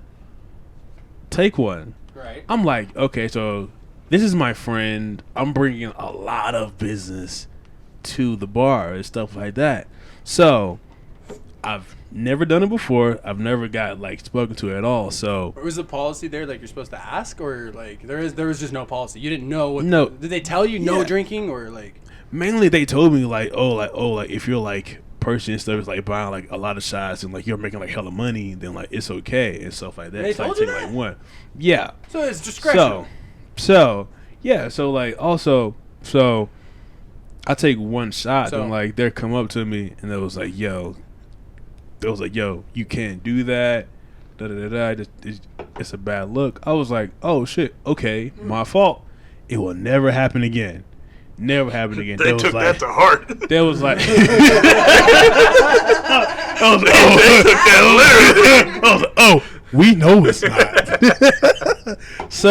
so I was like, you know, like, cause like, I was genuinely sorry. I was like, oh shit, my fault. Like, I told him everything. Like, oh, so my friend was bringing in money and stuff. He brought everybody shots here. I didn't know it would never happen again. Right. They was like, okay, yeah. So my day off, like this was like a Friday. My day off is like Monday. So Right. it was like I worked and everything, and then Monday comes.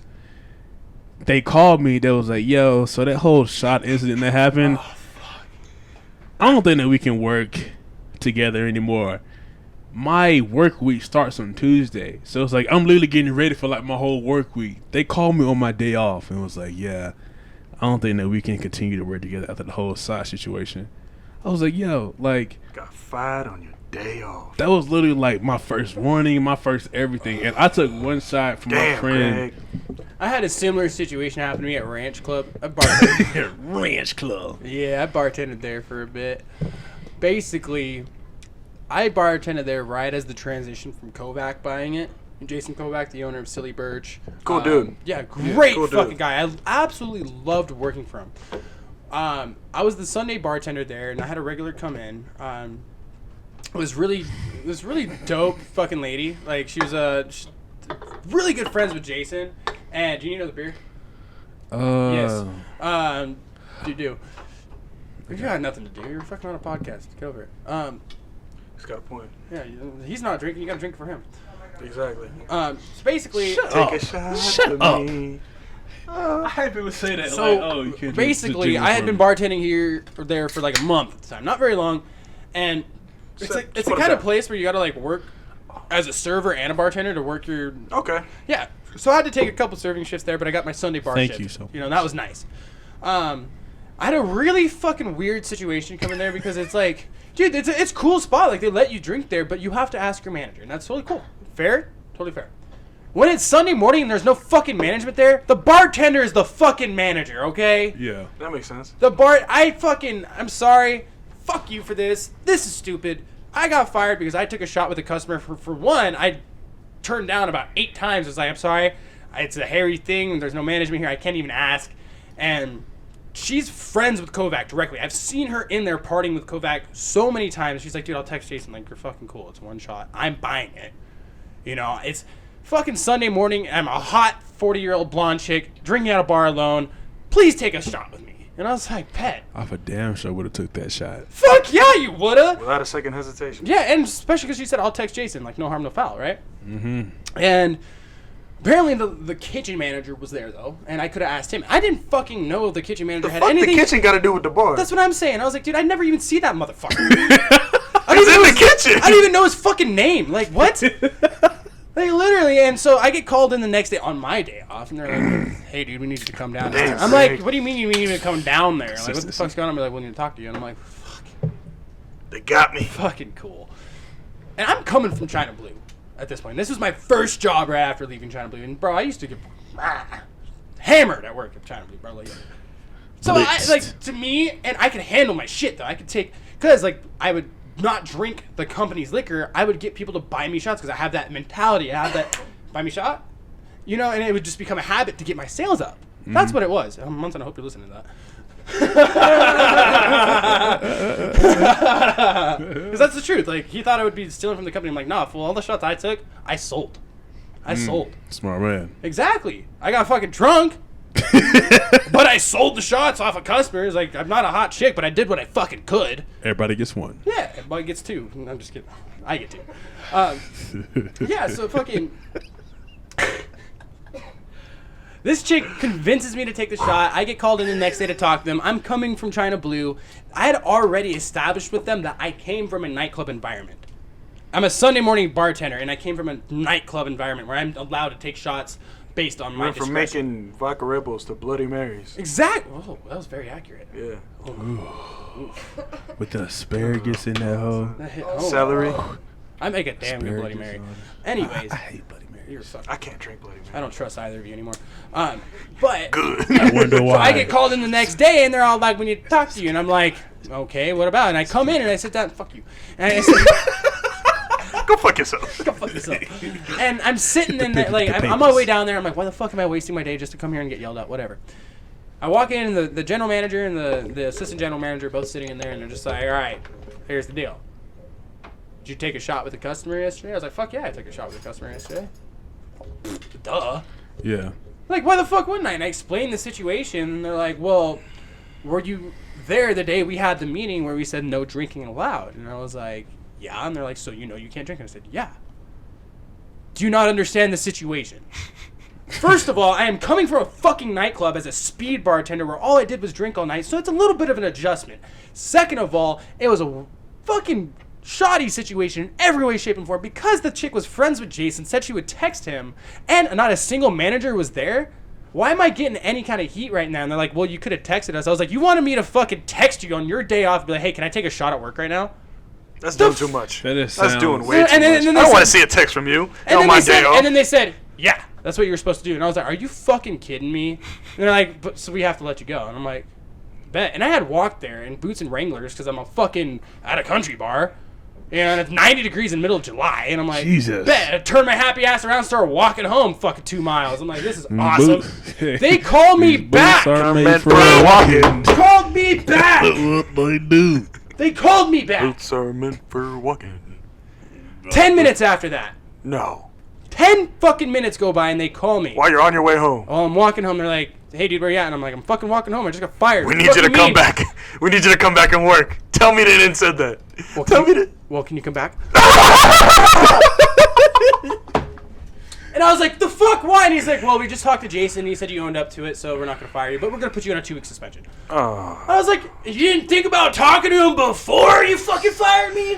I'm already sweat stained up, drenched, Feet are sore. No. I had to turn back around just to get told, hey, you're not fired, but you're suspended. See you next time. So I still had to go back. They can't tell you this shit over the phone. This is You what could I have sent thought. me I a was like- text. and then get this. A fucking voice memo. At the end of the day, I do my 1 week suspension. Okay? Do my 1 week suspension. They also Get it out. make an example out of me. And decide to tell the entire story in a group chat to every single person that works for Jason. Said Casey took a shot at work and we're going to do this about it. So he texted every single person that works for Jason Kovac about me drinking at work. Damn. So that's silly. Whiskey bar. Yep. Everybody. Yeah. You were that guy. I was that fucking guy, and I got suspended, and I was like, fuck, dude, like, god damn, this is so excessive, right? And so a week goes by, my suspension is over, I get a phone call, they're like, hey, you don't have to come in today, and I was like, oh, okay, cool, it's my first day back. Fuck me, right? Yeah, fuck me. Fucking awesome. I was my first day back. Guess not. And I'm alright, and they're like, whoa, don't worry, though, it's just, we're really just not busy. Like, you're okay, you're good, you're not fired or anything. You're good. The next day, I'm supposed to work another bar shift, right? It's like a Tuesday. I had at this point I was a cyclist. I didn't have my truck at the time. I had my license, but I just didn't have a truck. So I was avidly cycling everywhere. Yeah. I had partied that weekend. And I left my bike downtown, so I was gonna take an Uber to work. Damn. I drink a lot. Can you not drink and cycle? No, that's a No, DUI it's a too. DUI right there, bro. And it was more or less because I get lazy. I don't want to ride it when I'm drunk and it's cold. And I ride a lot in the winter too. So like, but yeah. Long story short, I left my bike downtown. Didn't have it. Okay. I had arranged a ride through Uber. I scheduled it, right? Scheduled it for 15 minutes before I had to be at work because I worked right down the street, no big deal, and I was ready to go to work. And this is my first day back after suspension, so I was like, I need to be there on time. Fucking Uber fucking glit. I don't know what happened. Uber literally just stops fucking working for me that day. It just literally was like, hey, you need a ride? Go fuck yourself. And I was like, cool, great timing too, buddy. Like, you couldn't have done this on a night where I needed to go downtown, but on a day where it's 6 o'clock in the afternoon, I need to go to work. Yeah. Funny how that fucking works, right? Yeah, 6 o'clock. Fuck me. So, I call the manager who had suspended me at this point. He's a Marine, and he's a bartender Marine. Cole, I don't know if you know Cole. He works at Jim's Alibi. He's a super cool guy. Even though he fired me. Super cool guy. Awesome. Fuck him, but I love him. Fuck him. Fuck him at the time, but I love him. Yeah, I still go drink his bar. I talk to him all the time. He's cool, but in the time, he can go fuck himself. Please, hopefully, you're not listening. You're a big guy. So, he calls me, or I call him and I say, hey, dude, I'm on my way to work. My Uber literally just fucking said, go fuck yourself. I can't make it. But I live within 2-3 miles. I'm running there right now. I will be there on time no matter what. I just want to let you know because of the situation. If I show up sweaty and crazy looking, I ran to work to make it here on time. Like I am that willing to make this happen. Kind of attitude for me. I was like, dude, I will be there. I'll take care of it. I fucking run my happy ass all the way to Ranch Club. Happy ass. I run my happy ass from Cole and Ustick to Ranch Club on fucking Shinden. And I ran, dog, in boots and Wranglers again. He's so upset. Yeah, man. I hate it here. Hate it. I ran again, dude, and I show up. I walk in there, and the bartender's, hey, Casey, like she's not even fucking fazed by the fact that I just did all this shit to get to work. She's like, hey, is Cole here? And she's like, no, he's not even here. I'm like, god damn it, why did I fucking call him? I'm like thinking about it. I'm like, oh, I should have just showed up late, and nobody would have even known. He calls me the second I clock in. He's like, hey, where you at? I was like, I just clocked in. I'm here, dude. No harm, no foul. And he's like, why don't you go ahead and clock out? Oh. What? Yeah. I was like, he was like, this just shows you can't be reliable. And I was like, I didn't even say another fucking word. Walked out. Got a shot, left. Got more than one shot. Oh, I got one shot, and I was like, fuck this place. I used my half off before they told me to fire me. Yeah. Yes. I was like, let me get my discount. Peace. Yes. That was a good ass Don't discount. you That was a good ass forget discount. about me. Oh. Don't you forget about me. Don't. Don't. That's a freaking slow motion. You gotta throw the fist in the air, man. Wow, we are. Eat my shorts. How'd you think about that story, boys? Yo, like, I thought mine was bad. But Yours was even worse because they made you do shit. I got stories, bro. That's not the first time I've been fired. Nor the last. My not God. that. Fired. Huh? I've never been fired. Knock on wood. Well, from him. That's a lie. I just fired her. I'm drunk all the time. Don't show my face. We don't know what bar I work at. Oh man. 44 Club. On State Street, next to the Strip Club, in Boise, Idaho. In Boise, Idaho. The address is Treasure Valley. The Screen Treasure. share. Google that up. Phone number Lexi Henderson, right? No. Phone number First name, 208-343. Edit that shit out. I can't. Mine. Totally. Why do you think I restarted when you messed it up the first time? Are you serious? Yeah, it's all Fuck one you. run. Don't call me out on the internet. Lexi? Katie. Katie. Her name, ladies and gentlemen, is Jamaica. It's Jamaica. You know. Jamaica. No, Jamaica's a bad bitch. Yeah. Don't call that bitch out either. I like Jamaica. Who the fuck do you know named Jamaica? Jamaica You know somebody knows. named Jamaica? Jamaica. Yeah, she's a Jamaica. bad bitch. I don't want to call her Jamaica. out. It's actually Jamaica, and that's a I'd Mexican rather drink. call myself out than call her out. Jamaica. Jamaica. Heineken? Heineken? Oh, Heineken, your kin. Oh, that made no sense. I didn't like What that. does that consist of? Do you really want me to explain? I feel like we're just rambling at Kind this of point. push pop. Push pop, dude. You're pushing your pop. You're pushing your pop. I'm gonna send you some links. Have you Oh my god. Well, boys, is there Man. anything? It's been probably the best podcast we've done. Yeah, on it's the just show. Man, fucking it was an honor, bro. hilarious, Hey, It was a it was fucking an honor. honor to have you. I appreciate This is you. hilarious. And I do this for every guest. Is there anything important to you that you feel like you didn't get to say on the show that you missed out on? That I'm just glad to be a part of it. woman? What? Oh my goodness, man. Jeez. I'm literally Switch. Flip the switch real quick. Woman, damn it. Damn it, woman. He beat me right before. Why Ayana? Power right in the kisser. Power right in the kisser. Shut up! I'm gonna smack you with my ring hand. We do not in no way We advocate do not condone beating people of the opposite sex, whether it's man on woman or woman Huh? on man. Where are you going with this? You did not just hear the last few. You lost me for a half a second. Oh there. I my was god! staring at the soundboard. They were all jokes from Family Guy. So is that really Somebody was getting the beat. of all the things that I ask of you that is so important to you that you didn't get to say on the show? That's what it was. No, what I would like to say is that first of all, appreciate you, Casey, for bringing us on here. Thank you. Shit was a Thanks for shit was a coming. blast. Yeah. And yeah, bro, just give it a try. Whatever it is you want to do, just give it a try. He didn't have to do this shit, but he did. He took the step forward. Whatever that you guys are thinking about doing, just do it. It's either one day or day one, baby. I put myself That's all out I there, gotta that's say. for sure. I I've gotta dude, say. and I've gotten some fucking blast already. Yeah. This is only episode 11, and I've gotten blast. Fuck yeah. Yeah. Yeah, I've gotten people fucking come at me and be like, you need to tell your guest about blah blah blah this you said. And I was like, you got a problem? Then go comment on the show. I don't have social media, not my problem. Tell me what the fuck I should do. I won't do it, but I'll consider it. How about you, brother? What do you got to Man, say? brother? You like that, I brother? I like how he's just snuck it in there real quick. What's up, How brother? about you, brother? Hey, man, I you, said brother? brother a lot. My dad says brother. My dad says brother a lot. My dad says baby. My dad says brother. I'm just like my pop. He's like, hey, baby. Hey, brother. Hey, dude. Fucking Hey, Papa Young. Hey, Papa Young, baby. Shout out Hey, to Papa Young. guy. Papa Young. Hey, guy. Guy. Hey, guy. Hey, guy. Last thing, man, is just I would to say just wash your hands. I feel like it's sad that needs to be said. It's not though because have People you have- you started washing your hands more? People I wash them the same amount of times I do all the time. I didn't. I fucking was like, I'm a fucking dirty contractor, dude. I stick my hands in a bucket of water all day long, so I don't think about it. I'm like, my hands are constantly being used and cleaned, and I'll get home and I'll make food and stuff. I won't even think about washing them. But this actual pandemic has made me like conscious Conscious of it, yeah. very conscious of it. And I'm That's not all- dirty. I'm not look at my fucking apartment. Like I'm not a dirty guy. Yeah. But hey, now you're looking. He's not looking around like, okay. It's a solid spot, man. It's a good spot.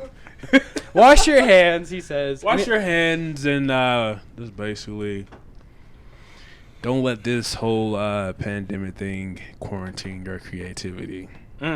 Hey, quarantine yourself, not your creativity, guys. Damn. That is the message we have for you on today's podcast. Man. This is episode number 11. This has been the best episode we have ever done. Hoochow, motherfucker. Hoochow. Fill them up again. Thank you for the 5 listeners who do actually watch and check out this podcast. Shout out y'all, man. Y'all gonna be there when Casey makes it.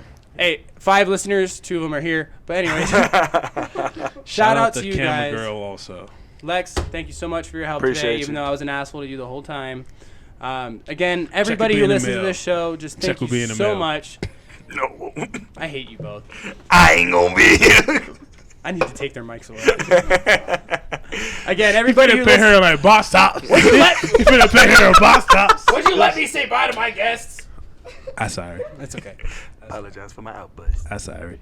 Anyways, it was an honor having Rondell and Saif on today. I will make sure to get their Instagram handles put in the description of the video. Yes, sir. They will also send me a 1 paragraph about themselves that I post on the podcast. We got fucking homework? Yes, you do. Every person gets this. Sly bastard. They tell me shit about this before. Yeah, every single person who comes on my show, I require them to write, because I'm a writer. I like to write a lot. And I will take what you write and I will put it into my words for you if you like. Or I will take what you write and it goes in the description of the video. It's on YouTube, it's on Apple, it's on Spotify. No doubt, bro. I'll be more than happy to do it, man. Yeah, just make sure you include your Instagram handles and all that stuff, and like who you are and what you do. And clearly that's important to me more for you guys, you know, because I feel like the people who come on this show, they have so much fun that I want people to know about them more, and maybe have, like, when they come on again, you know, they know who they are. And I don't want to write those words because I feel like you word it the best. So I'd be give me more that than happy favor. to. Yeah, send me a paragraph. We're going to say one last thing about Treasure Valley Barbacoa. Please go buy a sweatshirt for them. Go get some hand sanitizer from Amsterdam. Yep. They'd really appreciate it. Shout out all those guys. Which one? Treasure Valley and then also Amsterdam. Shout out to everybody listening. Treasure It's Valley everybody around the Barbacoa. world. Shout out. Barbacoa, get the hoodie. Get the hand sanitizer for your hands at Amsterdam. No. They'll be out there. You get a shout out. Everybody gets a shout out. Lex. There is one rule in the podcast studio. If you're not on the mic, you don't talk. I've never been quiet this long. That's fair. That's fair. Again, guys, for the last time that I'm going to say again. This has been the Young Blood Podcast. There is no the, all one word, YOUNGBLOOD podcast. We are on Instagram, YB.podcast. We are on YouTube, Apple, on Spotify. Saif, Rondell, thank you guys. Woo! We out. Appreciate you.